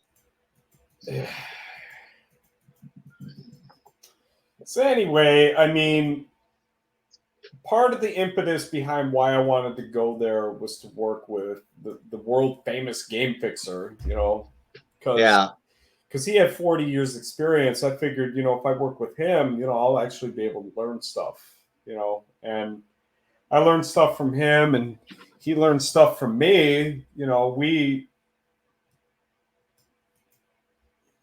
work together, like, you know, in that respect, like really well. Now, in terms of working together, you know, it's it got a little hairy at points because he did not want to live there anymore, you know, after the amount of like how much he got jerked around by all those places. I mean, and plus he had a home to go to. Like you said, he was from Colorado. He's actually from San Francisco. Okay. So yeah, he's been doing it since he was a kid, actually. Wow. I was like, dude, how'd you pull that off? He was like, oh, I lied about my age. Lied about your age. I think he started out at a Chuck E. Cheese's. I'm sorry, Game Fixer, for putting all your business out in the street, but you know, I don't even know who. I don't even. If you asked me who it was, if you like show me a picture, like I wouldn't know who it was. Yeah, I don't think you've uttered his real name yet either. I did. Oh, but now it's a secret. Until I rewatch the podcast or something. It's a secret. It's a secret to everybody. Yeah, exactly. Yeah, so he actually just moved back there about like a couple weeks ago. He's back. Okay. He's out in Denver someplace now, and he's he did. I wonder if he's got a trading card like you do. No, he does. He does. He does. He does. I was asking him about it. He was like, "No one cares." I'm like, you know. And it was funny, like you know Todd Friedman. He like gave me my stuff at it would have been the Ghost's 10th anniversary. Mine. He gives me the stuff and I'm looking at it and I'm like, so this is it. This is what I've worked towards all these years. I have two. And I'm like, yeah, once you get it, it's like, yeah, no one cares. I don't care anymore. Well, after my first one, I eventually worked for a second one, and 11 years apart. I should have like multiple of them. I should be in the Hall of Fame. Somebody's got to nominate you. Oh. Someone's got to nominate you for the International Video Game Hall of Fame. I've tried to get in with my achievement, but haven't broken through yet. Yeah, my achievements are greater than yours. Well, yeah, you save the games. I play the games. And your expertise, however, is invaluable to keep a place with several hundred games up and running. Yeah. Oh, going back to your question before, I want to say it's like 180 video games there, I think. Okay. We never counted those. We're just like, it's. I want to say there's a sign that says over 180 games. Well, for documentation purposes, I mean, I'm going to have to update that arcade.com entry. You could just watch that dude's video and. Yes, I am going to use that as reference. Yes, absolutely. But he didn't get a very good shot of the pins because he skipped a row or something. We have a crime to solve. We got about 23 minutes to do it. Okay. Well, let me wrap. Well, let's go. Okay. We can do this again. I think we'll have you back because there's a lot left to cover. Here is. You asked me gaming crimes, so let's go with the. Let me drop this out, and Carl Jost. Let me switch this from reader mode to how it looks. Oops. Yes. So there's been an update as of a few days ago. This is going to go to trial in September down in Australia. You're not going to get us sued now, are you? No, because let's put it this way. I don't have any beefs with Billy. I like him. I appreciate him for who he is. I mean, he has the pro wrestling villain persona about him, and I can appreciate that because I was a fan of pro wrestling for 3 decades and a half. So there are faces and heels in the gaming world, just like in pro wrestling. Why do you and we got championship belts to fight over. So a lot of things rubbed off into the gaming world from the wrestling side of things. But I'm not going to say, did Billy get the score? Did he, let's say, I don't know, play MAME or this, that, and the other? It was like, well, there's been so much documentation. A supposed settlement was reached between him and Twin Galaxies. The historical database is available to look through, but Billy can't submit scores to Twin Galaxies right now. He can still submit to arcade.com. So the way that the media was portraying that, they were like, oh, his scores get reinstated. And it's like, well, no, not really. They're getting reinstated. They're getting placed into a separate historical score database, right? Which is not the same as you playing a game now and let's say you get a world record on it and you got video evidence and you submit it to Twin Galaxies and you get put into that list. They're two different things, Right. So yeah, I watched this guy's videos. So did I. And yes, he pretty much laid it all out. There's been several, him and other YouTubers have gone through the evidence, and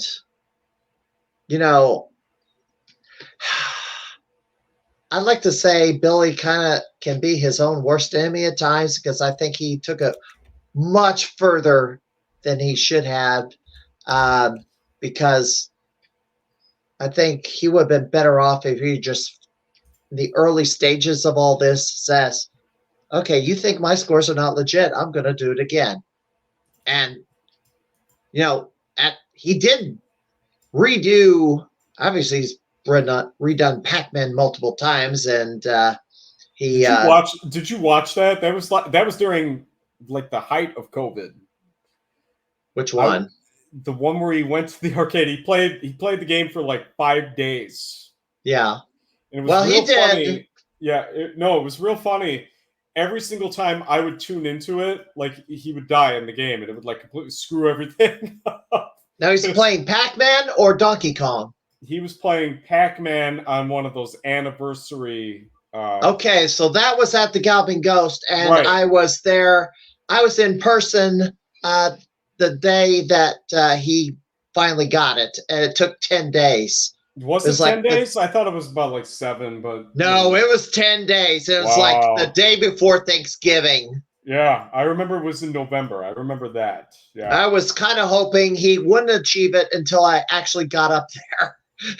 And the day that I got up there, he finally pulled it off and got the max out. Yeah, I mean, that score will not go on to Twin Galaxies, even though he legitimately did the game. It's like, I don't submit scores to Twin Galaxies. I use Orcade.com because I have fewer hoops to jump through. yeah. So does that mean he's got the house? Oh no, because that wasn't Doc's game. I know. It is Doc's game. Did he buy it? No. The 20th anniversary cabinet that Billy played is on the arcade floor at Goblin Ghost. Okay. I thought someone had loaned that game to him, but maybe it's a permanent fixture. Permanent. So does he have like the house high? He has that. Yes, he has the world record in house high at Goblin Ghost on Pac-Man on the 20th anniversary cab. I mean, it's something. I mean, I don't have the patience to like play. Actually, when I was doing the Orcade thing, I was not aware of like my neck condition affecting my button hand. I should ask you this real quick. So you do have some difficulty getting around. Can you recount what happened on that? No. I mean, there's a theory. I had vertigo for so long, apparently, that like I didn't even realize it. Like I would just be standing, and like it would seem like my legs would just reboot, and I'd fall over, and whatever. And it was not issues with the spine. I had my entire spine done back in December 2016. And the only thing that was wrong was I had a C5-6 herniation, right? And then I was working at another place. And are you familiar with the game Monster Drop? It's a ticket game. It drops like a bouncy ball, and then it lands in like a hole in like the little circle thing. Well, I know what that type of a game, yeah. Yeah, it gets tickets. Well, all right. At this place, what happened was the belt on the game was stretched, so it would pop off, right? And one day, I crawl inside the game, kind of like that, and I look up, and I hurt my neck, right? Yes. And then I go to that was on a Monday, so then I go to the chiropractor immediately after, and I said, "Hey, doc, I screwed something up in my neck. Like, do you think you could give me a script to like get an MRI done someplace?" So we did, and it turned into a C5-6 herniation and a C6-7 bulge, like it spread, right? And all the while this is going on, like for years, like when I was playing games at Underground Retrocade or the Ghost, when I was playing games, scoring on Orcade or actually T20, right? There were all those shmup games in T20, so like all that button mashing, eventually my fingers were like Jello. Ugh. Like they didn't work anymore. Like that. Yeah, it's cramped up, stiff. If you compare the motion like in my fingers, you can see it's like a lot smoother in my left hand versus the right. But back before I had spinal decompression done on my neck, like this was like this. Like that was the best that I could do with that, And I freaked out because speaking of chiropractors, 1990 or no, 2000, I was detecting this finger right here. It was tingling a lot. Yeah. And there's a nerve that runs from this all the way up to here. Mm-hmm. And Mm-hmm. so pinched nerve in the neck. Yep. And started seeing a chiropractor, getting adjustments, and I've gone 24 years so far. Yeah. So I had spinal decompression done. Can I do middle finger demonstrations on here? Yeah, go ahead. Well, I heard this thing recently. You did it. You set the precedent now. But my right hand, like if I would go to get the finger with my right hand, yeah, you see my ring finger? Yeah. It would not go down. Right? So I started doing spinal decompression, and I would say to I'd be like, "Hey doc, do you think it's working?" And he's like, "Oh, we still got like 5 more weeks to go, or something like that, right?" And I'm just, I wasn't working full time at this point, right? Like after I hurt my neck, I wound up leaving that job, right? And one night I'm just sitting in my chair, like I am now, and I do this, and I'm like, "Whoa, it's working," right? Because like you can see they're like the same now, right? Yeah. This is a goofy demonstration, isn't it? But so then I started like playing games again, like fighting games, because that's a lot of, Yeah. And I'm like, wow, my hand doesn't hurt anymore. My fingers aren't like jello anymore. Like this is weird. But going back to Killer Instinct, because that's all, it's all patterns, right? Yeah. All Patterns, of that, combos. all of that muscle memory from like the patterns, it got reset. So I had to like kind of relearn how to play the game again. It was weird. You hadn't played in some time, yeah. Yeah, it was weird. I had to like relearn how to play. Now it's like kind of there, but the real problem I had was like when I would be working, like if I had to like take something apart, or like pinball machines, for instance, if I gotta like take hardware out, like nuts, or move it around. Like you remember how I said like the vertigo, like my legs would reboot, my hand would reboot, and I would just keep dropping the stuff. Drop, like my hand would just reset, But the theory is,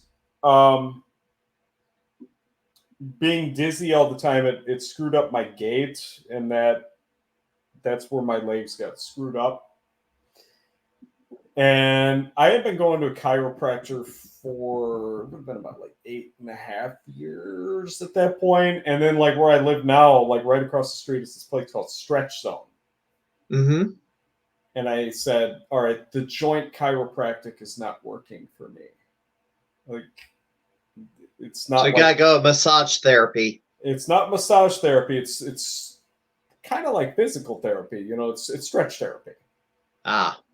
They're gonna take your leg and go, and stretch it out. Yes. The guy that I worked with, I said, "Is this any better?" And he's like, "Well, when you started, it was right before Pinball Expo. That was my first visit. The day before." He was like, "Well, when you started, your hamstring rotation was 30 degrees. Where are we at now?" And he's like, "You're up to 70 now." I'm like, "Oh, okay." The best I did was 85. His goal was 90, 85. It's negligible. Who cares? It didn't fix my problems, but my flexibility got a lot better. Yeah. But here's the difference between these people and chiropractic, though. These people, in order to do this stuff, so like when they first do it, they're like, all right, we're going to do a thigh stretch, right? Right. And I'll be like, it's in my hip. It's not hitting in the thigh. It's hitting over here. Oh, okay. And then they like take your leg and they like bend your knee like 2 degrees this way, And right. then they're like, how about now? Is it okay? It's there, right? Because these people, they went to school for anatomy. So they know all this stuff. I mean, chiropractors, I mean, they probably do the same exact thing, but it's different, you know. It's not just adjustments. They do massage therapy and electrical stim. They kind of do the works. Yeah. At least mine does. The joint doesn't do that. You know, the guy where I did the decompression at, you know, he was good, but you know, he's in his 80s now. I don't even know if he's still open, you know. But maybe he has children that learned his trade. No. So it's like I left Schaumburg at the right time, I guess. I don't know, but I hope you found it better. I hope you found a therapist. Well, Physical I mean, therapist. I've been doing that for 7 months, over 7 months. But I ran out of visits. Like I was on the 12 visits at a crack plan, you know, or whatever. Yeah. And like I just ran out of visits, you know.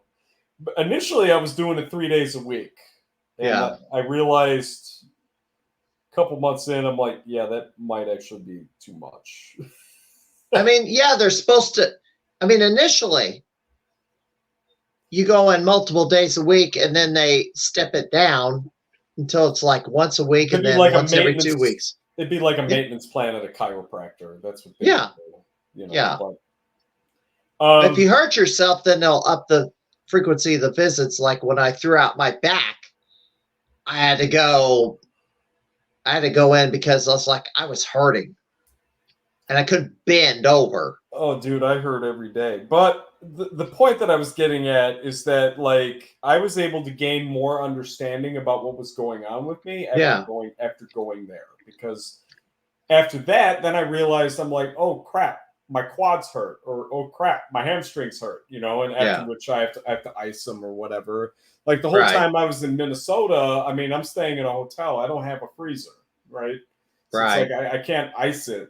You know, I got this like topical stuff that I would put on it. And Biofreeze. Not biofreeze. Stuff called China gel. Okay. So, yeah. See, we're not even solving the crime here, dude. Well, let's go back to this. Let's go back to the crime. I did this graphic. I better show it at least once. Yeah. All right. Here's the next one. So there's been a lot of stuff about Call of Duty lately in the legal realm. Really? Obviously, yeah. This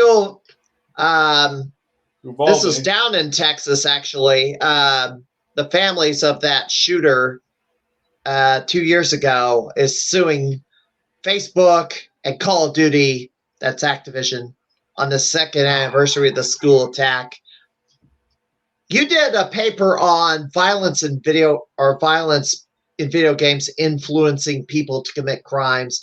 NIU wrote a paper to debunk it. No, I made a documentary. Yeah, documentary, yes. Yeah, we'll have to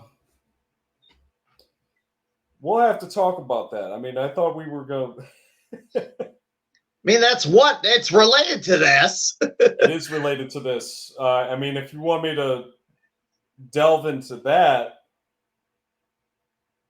I mean, otherwise we can save it for the next time. I mean, we should, because there's been a lot of news. There's been a few. Gosh, one of the controversies with Call of Duty this week is they released, since it's Pride Month, and I gotta be careful about what I say here. They released a theme pack. Pride theme pack. Well, they decorated the ammunition with the pastel colors.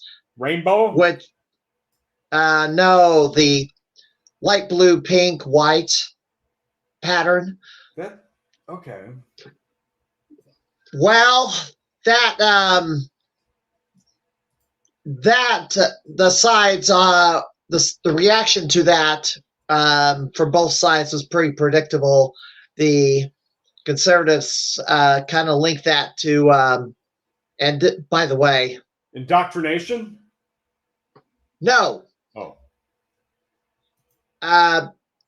We've had those mass shootings. Audrey Hale You remember that in Nashville, Tennessee, the kind of link and a few others that have happened in Dude, the last couple of years. Oh boy, there's been so they many. linked it. Yeah, they thought, and I have somebody who is trans that listens to the show on a regular basis. I don't think this. I don't think this kid would appreciate the connotation. I think that Activision and their designers did. Although Kotaku claims, or the backlash to the ammunition design was like a right-wing conspiracy or something, or hate mongering. Um, but then again, Kotaku also cried holy hell about Peoria Police Department, Peoria, Illinois, put out a recruiting poster that was Call of Duty themed, and they said, "Oh, all cops are bad. They shouldn't have put this out." They were just like anti-cop, and just like they had a problem with this recruiting poster, but they didn't have a problem with the what is it? Wrong impression, or no, tone deaf. They cried tone deaf with the Peoria recruiting poster, but they don't think there's any tone deafness with the ammunition. It's like the other stuff is fine. It's just they went too far with it. They crossed the line at a certain point. Told you on socio-political issues. I know. We're gonna save this for another day. But you and I, we can coexist peacefully. Yes. We can coexist peacefully. And look, let's go back to the Gamer of the Year thing, okay? Oh, yeah, I do need to ask this because... Oh, yeah, you had questions from me. All right, let's address that. We'll wrap it up with this. Operation Stephen Lucas. Yeah? God bless Sean Quigley. I miss that guy. I miss him so much. So, gosh, why did a bunch of gamers get together and thought it was necessary to create Operation Stephen Lucas to target me?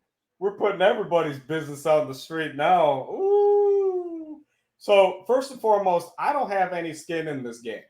Right. I don't. Whatever it is that you do. We all know that Pete Hahn has more world records than you. Well, yeah, so does Andrew. Yeah, he was billed as having like a bunch of house highs. That was the reason why he was Gamer of the Year. I'm like, he has 190 now. Does he really? House highs? Yes, house highs and world records combined. Yep. And he has the Ghost Rider position. He surpassed Pete Hahn. He caught up to him and passed him, and took the Ghost Rider position. I have no idea what that is. It's basically in the power rankings, the person with the most house highs and tokens. Tokens, yes, that's ranking tokens. Dude, anyway, I only have one world record, and that's all I care about. So, what game was that? Super High Impact. Biggest blowout? Yeah, it was 92-0, and that's on like really old prototype runs. Okay. At the Galvin Ghost. The game's behavior is very different than what I was familiar with, and I don't know where they post those world record videos at, but that one has to be like really funny to watch because you can hear me like kind of because normally I'm like F-bomb this, like every play in the game. But no, it was real funny. Like Bunny came up to me and he was like, "Yeah, I tried getting the world record on it." Like he couldn't figure it out. And it's like, it's because nerds can't sports ball. Well, sports are not my wheelhouse either. I think I had the only score submission on the game, but it was in that where the Chinese restaurant was. That was the newest expansion, right? They Canton. They finally got around to opening that. Yeah, the game was stored in there for like years, So right. It's like, okay, my world record's safe for now. But even if someone else took it, I wouldn't care. Right. I got screenshots from MAME where I put up 120 to nothing. So, and once again, like none of that Orcade stuff matters to me. I mean, there's much more. Like I said, I fix games. I don't have to play them. You know. That score is still standing, but there are Mossy's put in a score with a paltry 15 and Palentic 10. Are you serious? Yeah, second and third, it's like people are 15 and 10, but you have 92. Yeah, people are trying, but okay. Well, Mossy's put one in 2017, like 5 months after you put your score in, got your record. Ed Palentic did it in January of 2020. So that game is so low key, they didn't even bother updating the little card on the top. I do have, I did put all my scores in a spreadsheet, and I'm going to kind of fill that thing up and just put scores on each game. Try to. Mossy's does that. Anyway. You had a question for me. If I was Gamer of the Year? What would be the game you'd put on the floor? You told me on private chat what you would do. Is that you're going to hold to that? First of all, I would never be Gamer of the Year. No. Well, this is just for what if. I can't fantasy book. I can't do it. But like what game I would put on the floor, like if you were ever if the moon and the stars aligned, which it did in 2020 for me, and 2020, 2021, where I could chase Gamer of the Year. You have all the games I already have them all. Well, Garcade has some games that Galvin Ghost does not. So Mr. Do's Wild Ride. So does Starcade. Yeah. That TX1, which I've never seen a physical TX1. Well, yeah, when I heard they had a TX1, I was like, wait, you mean that big game with the 3 screens? They're like, yeah, we have one. I'm like, that unofficial sequel to Pole Position. Yeah, that one, it was very broken. And we got into it like the very last day of the class, and I'm like, I just want to go home. Yeah. But I want to actually be able to say that I got into TX1 and play it. I didn't play it. Oh, okay. I just no, it had some serious issues, and it's like I can't allocate this time to doing this right now. Right. And plus, I didn't have my tools either. Right.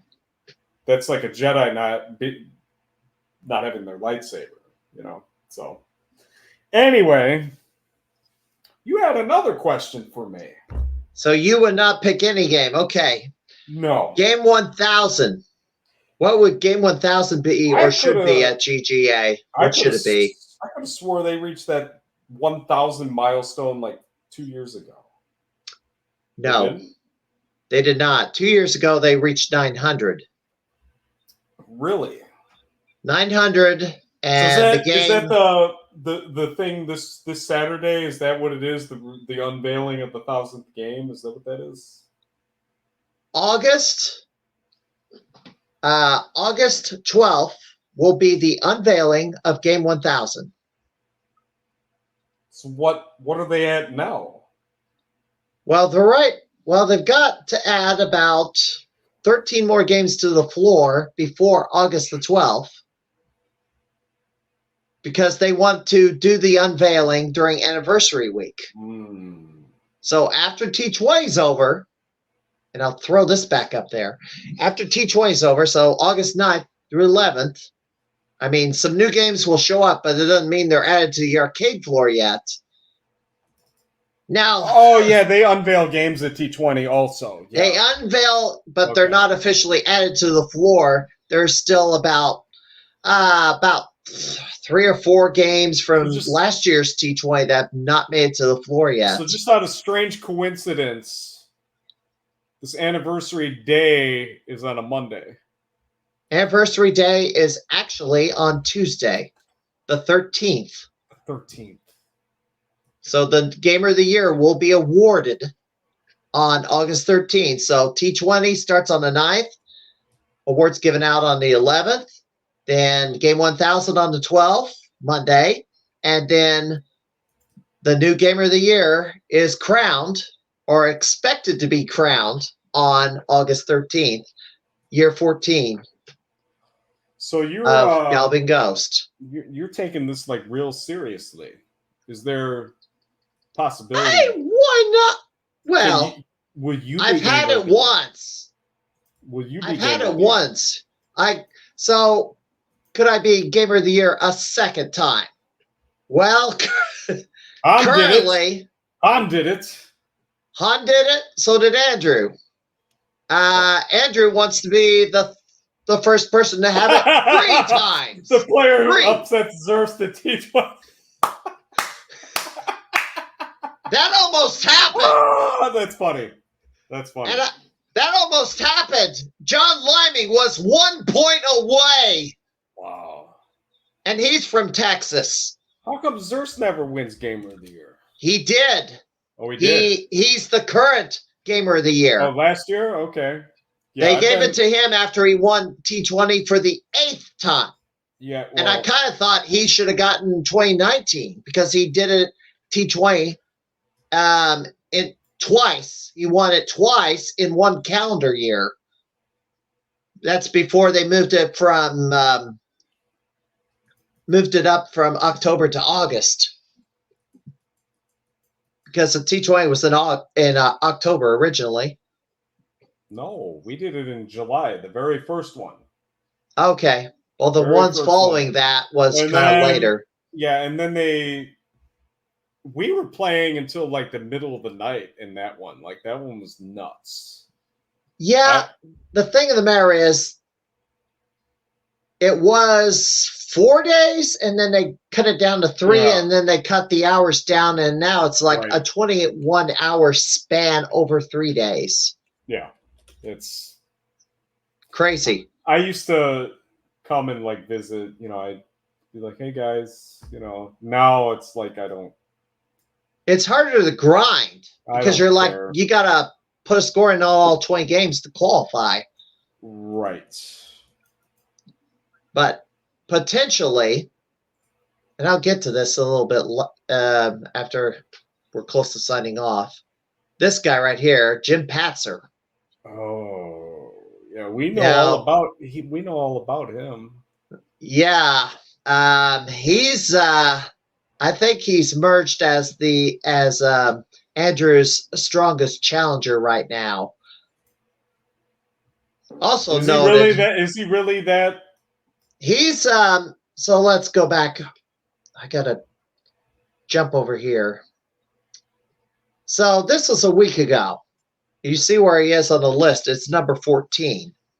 Mm-hmm. He's been kind of slowly, steadily getting up the ranks. Well, as of this week, 7 days later, he's up to the top 10, and he leapfrogging four Gamers of the Year, including myself and Zerst, the current Gamer of the Year. And he hasn't been back to the arcade since last August. I think he's made 1 trip up there because he doesn't drive, apparently. Who? He rides with Justin Vithel, also known as Zerst. Zerst. That's his real name. Yeah. Vithel. He hasn't been back. He's got to come for T20 again, I assume. But he hasn't, let's say, made a mid-year trip to GGA. So we haven't seen him since last August. But Patzer is now number 10. And oh, Joel Snavely. Yeah, he lives out here. I haven't heard from him lately. Yeah, either. I haven't talked to him in years. Brian Schillo, he actually was number 9 just because scores from other gamers got taken, and he just kind of backed up the list. Who was Schillo? I remember the name. I don't. he hasn't been around. He moved to the West Coast or something. He Yeah, hasn't he been was. back Yeah, in he was. years. Yeah, he was from like the beginning. Yeah, I haven't heard from him. And this gentleman, Eric Pearl, at number 9, who's coming in from Canada. Martin Bedard. He hasn't been around either the last few years. I don't know where he is these days. But yeah, Andrew's got the top spot. The competition seems to be pretty thin in contemporary times. Well, you'd think. I mean, the current competition, yeah, Andrew, myself, James White is still putting in scores. Lyman comes in once in a while. Obviously, Mossy's put in some scores lately, and we're just kind of focused on fighting games lately. Bloody Wars tournament. I think that's kind of distracted most of us right now. And that's caused me to slip down the list, is because my focus is on winning that Bloody Wars title, because I was like, a goal was get to 6 different unique titles.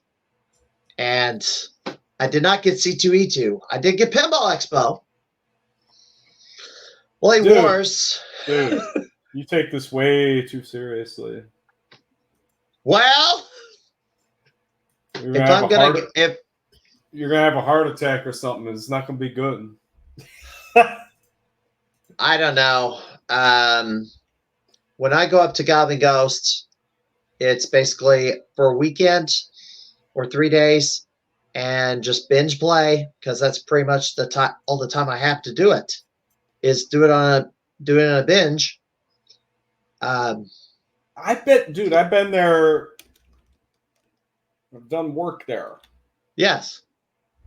And you just appear like every so. Like, well, you were there at a certain point. You were there a lot. At a certain point, I bought the year pass, and I would go up every few weeks, especially during pandemic year when there was nothing else to do. And I would go up, make regular commutes up there, and just kind of grind. You take this way too seriously. Well, I did. Well, the wrestling crap was taking so much of my time. It's like, I didn't get to put in as much time into the gaming scene. And then COVID happened and everybody was shut down. And then, I had a lot more time to play video games. But I was also doing a lot more video editing too. So I don't know. I need to do my own podcast now. JP Pitts seemed inspired by this, because now shortly thereafter I started this podcast, he started his own, and on the same StreamYard, and then we had a few days ago, we had a bunch of people all on the screen at the same time, including Patzer, myself, the Cordovas, Jose. Who else was there? God. Well, Chris Plackey couldn't do it at the time. There's some others. Plackey. I didn't see him on the list. Was he on the list? He did not. Yeah, he's ranked number 4. Oh, snap. Yeah, so he's still strong. The people who haven't been around is Tibbetts. Liming, for the obvious reason he lives in Texas. Gores hasn't been around. Walters has come by a few times. He's been fighting against Patzer for the Lock and Chase score. Fred DeHart hasn't been around. Daniel Sam has not been around for quite some time. Is he? Chris? Is he banned? Daniel. We're not getting into that. Yeah, that's a topic for another day, because I might have to rant about. No, don't rant about him. It'll be another day. He'll start attacking you in your dreams or something, dude. I don't know. I'd like to have a one-on-one with him on this show. Kind of a knockout, drag-out debate about how things, how I was right about things and he was dead wrong, but, Fat Chris comes in every once in a while, but he's traveling in from Maryland. So I don't like the name that they call him. Fat Chris? Yeah, I don't like calling him. No, he uses that himself. I know. That's weird. That's his choice. That's weird. That's his choice. He fixes games just like you do. Although nice. he's an electrician, and he acquired a bunch of Revolution X cabinets and did repairs on all of them. But anyway, those are not easy to fix. No, I wouldn't imagine. But he seems to be. Yeah, I got like a whole box of broken Revolution X stuff, and I just. All right, to wrap this up, any future goals? My future goals? Yep, any future goals? One of my future goals was to get back to Illinois, and then I went there, like before I went to Minnesota, and I was like, nah, I think I'm just gonna stay here. Well, you can come visit. I didn't mean to move back to Illinois, but I mean, when I retire, I'm probably going to move to Tennessee. Retire? Retire. You're in your retire prime. from my regular job. You're in your prime. At 52 years old, yes. I mean, I won Gamer of the Year at year 50 when I was 50 years old, 1 week after my birthday, which was best birthday present ever. Yeah, you would think that, wouldn't you? Why shouldn't I? In fact, I found a Facebook group this week called Gamers Over 50, and I went first post on there. I posted a picture from my Nintendo World Champion. No, the picture I posted was the one where I had the Gamer of the Year title for my photo shoot. I'm going to pull that up. Yes, I did a. You mean like Bret Hart taking pictures like WWF champion? I did a photo shoot with the Gamer of the Year belt because I wasn't going to have it. Wow. I wasn't going to have it forever. And I thought, you know what? We got this training wrestling ring. It's like, let's do it. I think I should do a photo shoot so I'd have a keepsake. And I've used those promo pics. I'm trying to pull it up, but it's like, oh, here we go. I know how to get it up.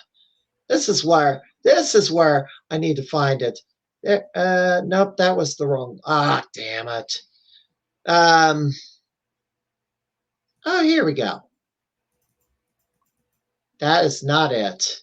Damn it. Anyway. Gosh, I had this there. Now I got it. Dang me. There we go. Now I got to put full screen. Share. It's in the wrong window. I got to remove this. Damn it. Stop screen. Present. Share screen. Share screen. Window. Voila. There it is. Look at that. Yes. So, is there only one belt? There's only. That's the Gamer. That belt gets transferred from Gamer of the Year to Gamer of the Year. Or they're like replica. I remember. They have not done replicas of this belt, although it does need a new strap because the back of it is just breaking apart. I remember seeing a video back in the day. It was like Fred and Gores. They were holding their belts and they were like taunting you, telling you that you were never going to be Gamer of the Year. Well, and I'm like, obviously they couldn't. They tried to hold me back, but if you're not there to play on a regular basis, then your chances of stopping me is probably. How? It was Andrew. It was pretty much a knockout drag out between me and Andrew all the way through, and I know they all came in April, May, and then proceeded to take about 24 scores off of me combined. That's Operation Stephen Lucas. Yes, exactly. They used to say that you would go after the easy world records, and then they would squash you. Well, there's a lot. Well, Doc was actually considering putting out bounties on these low-hanging fruit to get people to go after. Yes, scoring bounties. You all should have. You should cut promos on each other. I did for Blade Wars tournament. I cut promos. Yes, and I posted them in a Blade Wars group. And wow, Jimbo Slice. Yes, Jimbo Slice countered. He cut his own promo on you. I did a promo. Well, he did not cut a promo on me, but I cut a promo on him when before the C2E2 championship battle. That you didn't participate in. I did participate. I lost. Oh, I thought this very last C2E2, I faced Jimbo Slice in a kind of a best of 5. Alcon was the only score I beat him on. He beat me on Battle Baccarade, a prototype cabinet version in a cabaret-sized Mad Planets, Splatterhouse, Street Fighter 2 Hyper Fighting.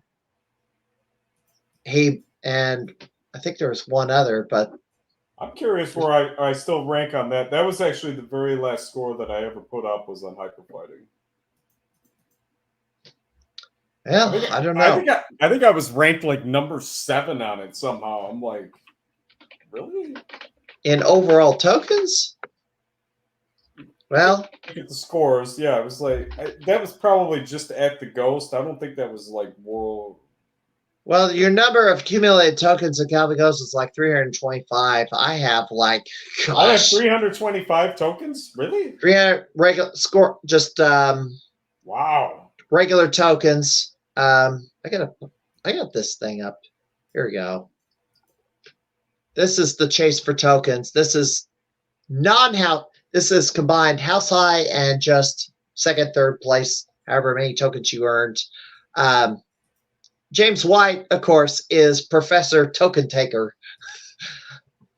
And Andrew is trying to, yes, Carnival reference. Andrew's trying to catch up. Andrew, this is the last frontier for Andrew to take. Well, okay, he's got some other belts, but that dude has only been around like 5 years, and he's like right there. Yeah, that's crazy. Yeah, but doesn't he like live like up the street or something like that? Like he just goes there every day. He goes in there on Monday and Thursday of every week, most weeks. So he lives close. If I lived next door, if I lived close to Calvin Ghost, they're like, I don't know how I would. I'm not sure if I would go in, or how frequently I'd run in there, but at least once a week. No, it's crazy. I stopped. You said I was taking it too seriously. Look at Andrew. Oh, we had a discussion about you, actually. Okay. Yeah, apparently he's like a big fan of yours. Andrew? Yeah, big fan of taking your stuff. Well, taking my stuff, yeah. Yeah. but is he a big a fan enough to come into the Crimeycade and for me to interview him? That's between you and him. I'm not. Well, a bunch of people want him on the show, so you know what's really funny is that like I'm not really on any kind of speaking terms with like anyone from that scene because I just why? Because I just stopped coming years ago, and that's probably. Well, you shouldn't be on speaking terms with Jim Patzer. I talked to him when he was playing Puzzle Bobble. Yeah. And he took that score. Yeah, he put up like 24 million or something. When I was watching him, he would wait until the bubbles like got all the way to like the bottom before he could do something. And like I didn't know how the scoring worked in that game, but if you knock out so many bubbles in one shot, you can get 1,000,000 points for it, but you have to get so many to drop Well, at once. There's That's the also a key. thing. The riskier it is, like the lower it gets to like the bottom, like the riskier it is. I guess you get more points that way too. Yeah, But it's but it was really weird watching him play it because that's not how I would he play. kind of knows how it behaves. He learns how everything behaves. So there's a way to do it to get that 1,000,000 Now points. I don't know how good he is at shmups because it's 1943 right now, but Well, might as well show this now. Yeah, do you have Wonder Boy 3 or is that in a multicade? it's a Pandora's box. Okay, that's what I thought. And Doc will not. Doc is a purist. He's a purist, yes. That's exactly how I would describe him, and I totally respect that. But yeah, I wonder if anybody's got an arcade board. I don't know if anybody actually has one. It doesn't exist. Really? Yeah. It had to have at one point. Turbo graphics. But this is an arcade. This is arcade hardware, so I don't know. It had to have been. There's an arcade ROM. Maybe it was a Japan only release. I don't know. No, allegedly everyone was doing it on Pandora's box. Yeah. So, all right. Yeah, maybe a board will turn up soon. I don't know. I looked it up. It didn't say anything about an arcade release. So okay. It was on Master System and TurboGrafx 16. Now, as to how it had like the credits and all that stuff in the programming, I have no idea. But, okay. Yeah, as far as I have seen, there was no arcade board of the game, and I'm not a fan of those Pandora's boxes, but I do have them, but they're cool for what they are. They're cool. Yeah. But yeah, I mean, for the arcade environment, but if there's certain games that you can't play any other way, then we'll have to settle for it. They're not perfect, yeah. No. Anyway, one more time, your arcade blog is Mecha Arcade Repair at arcaderepair.net if anybody has questions about fixing a game. And I have a problem with the monitor in my Raiden 2. It's turning on blurry, and it takes about, 2 or 3 minutes to get into focus. Pull the thing out and play with the knobs in the back. It's like... Could be the tube. Yeah. I don't know. I don't know if I can repair a monitor chassis. Well, I can't repair a monitor chassis because I don't know how right now. But although my stepfather, who's in his 80s now, was a ham radio operator and did a lot of electronics work as a hobby. So I don't know how it would translate with fixing a monitor, but I don't know. Anyway, George, I want to thank you for joining me. Stayed an extra half an hour. Thank you. I got to have you back. I don't know when. I could do this for... I mean, you've seen me at MGC and Expo, dude. You've seen me. Yes. We'll have to talk about that next time around. BGS. Yes. And there's some conventions coming up. So yeah, the Cleveland one came up. It was announced. I wanted to go to Courts, but right now, obviously, I've had a lot going on. Well, I made it to Illinois Game Con last weekend. So yeah, that's local. For you, it's local.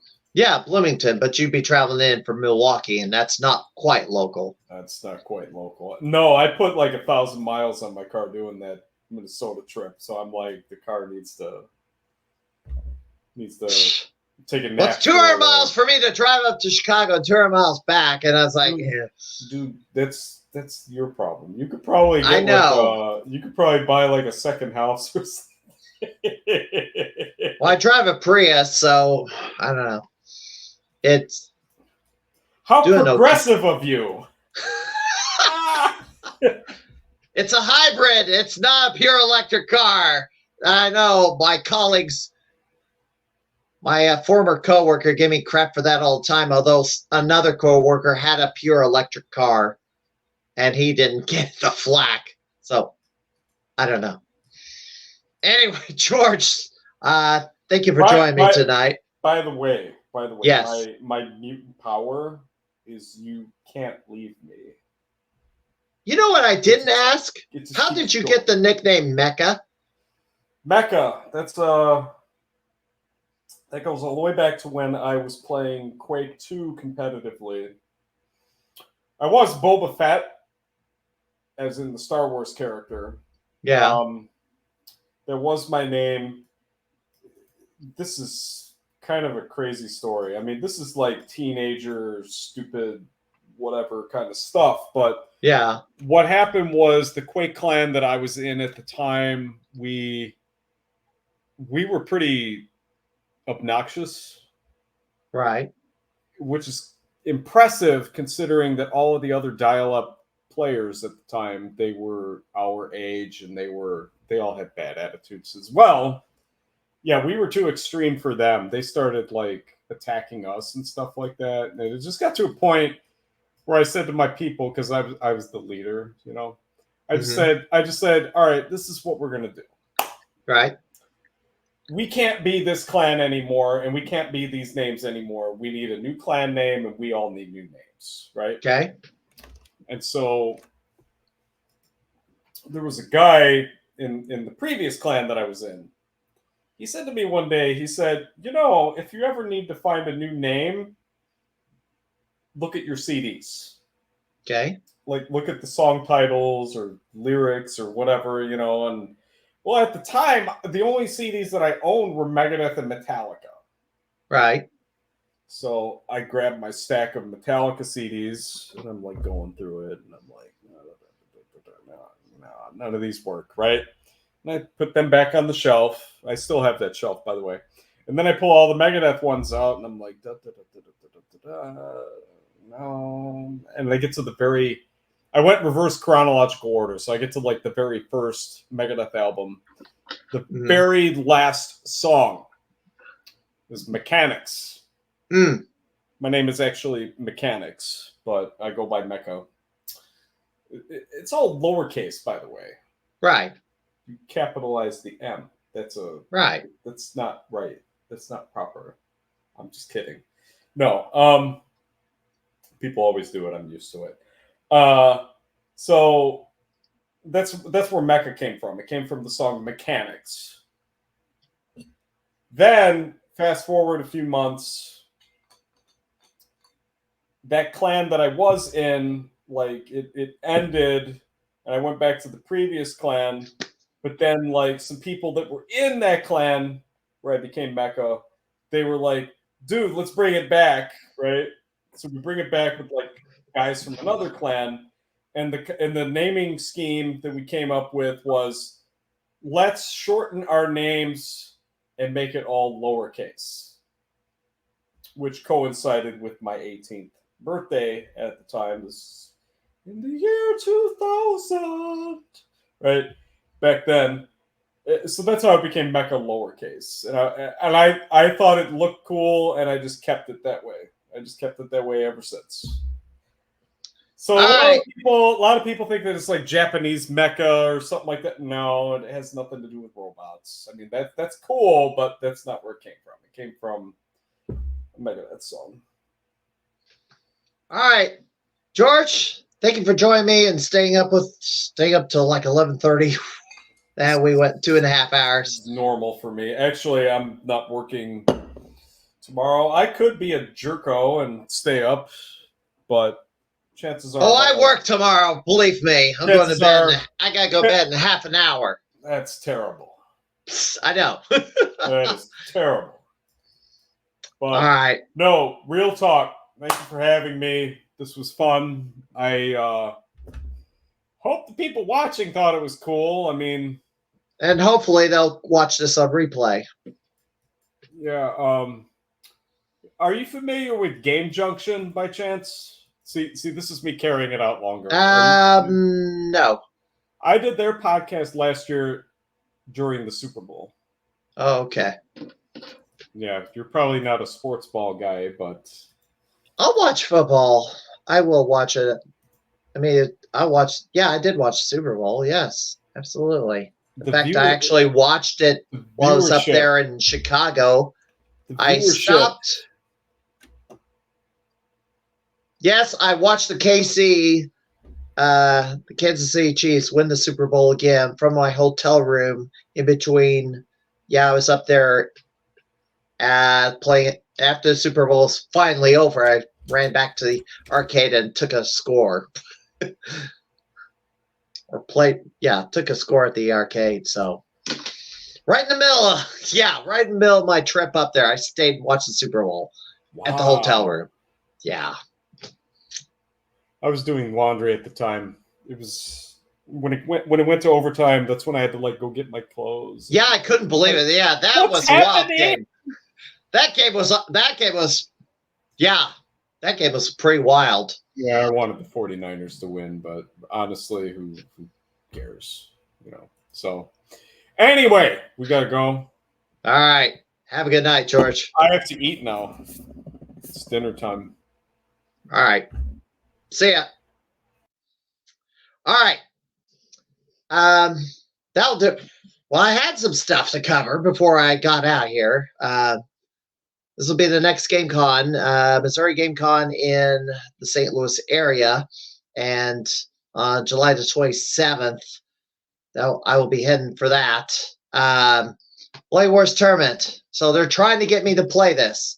They've supposedly found an emulator that will play Super Dragon Ball Z. So to be determined if I do participate in this upcoming Blade Wars Tournament on June the 23rd.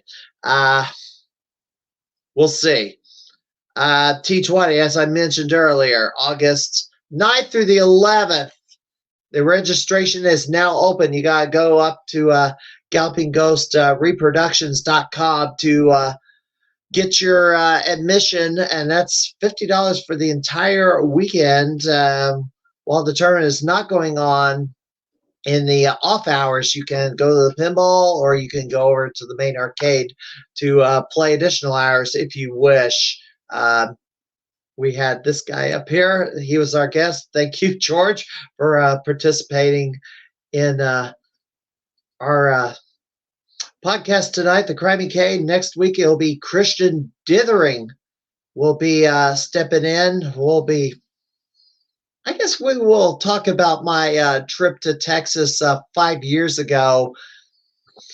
I had expectations going down there. Ended up, all contingency plans had to be pulled out and used when I went down there for the Let's Play Expo. And if you want to be a guest on the Crimeycade, you're a gamer and you want to appear on a future episode, whisper to me here on Twitch or send an email to lucasst.go@gmail.com. I don't know if there's anything else that I needed to mention before I got out of here. Nope, that's everything. All right. Until next time, this was episode 16 of the Crimeycade. Hope to see you around one of the arcades soon or on the podcast. We'll see you around here on Twitch next week. Have a good night, everybody.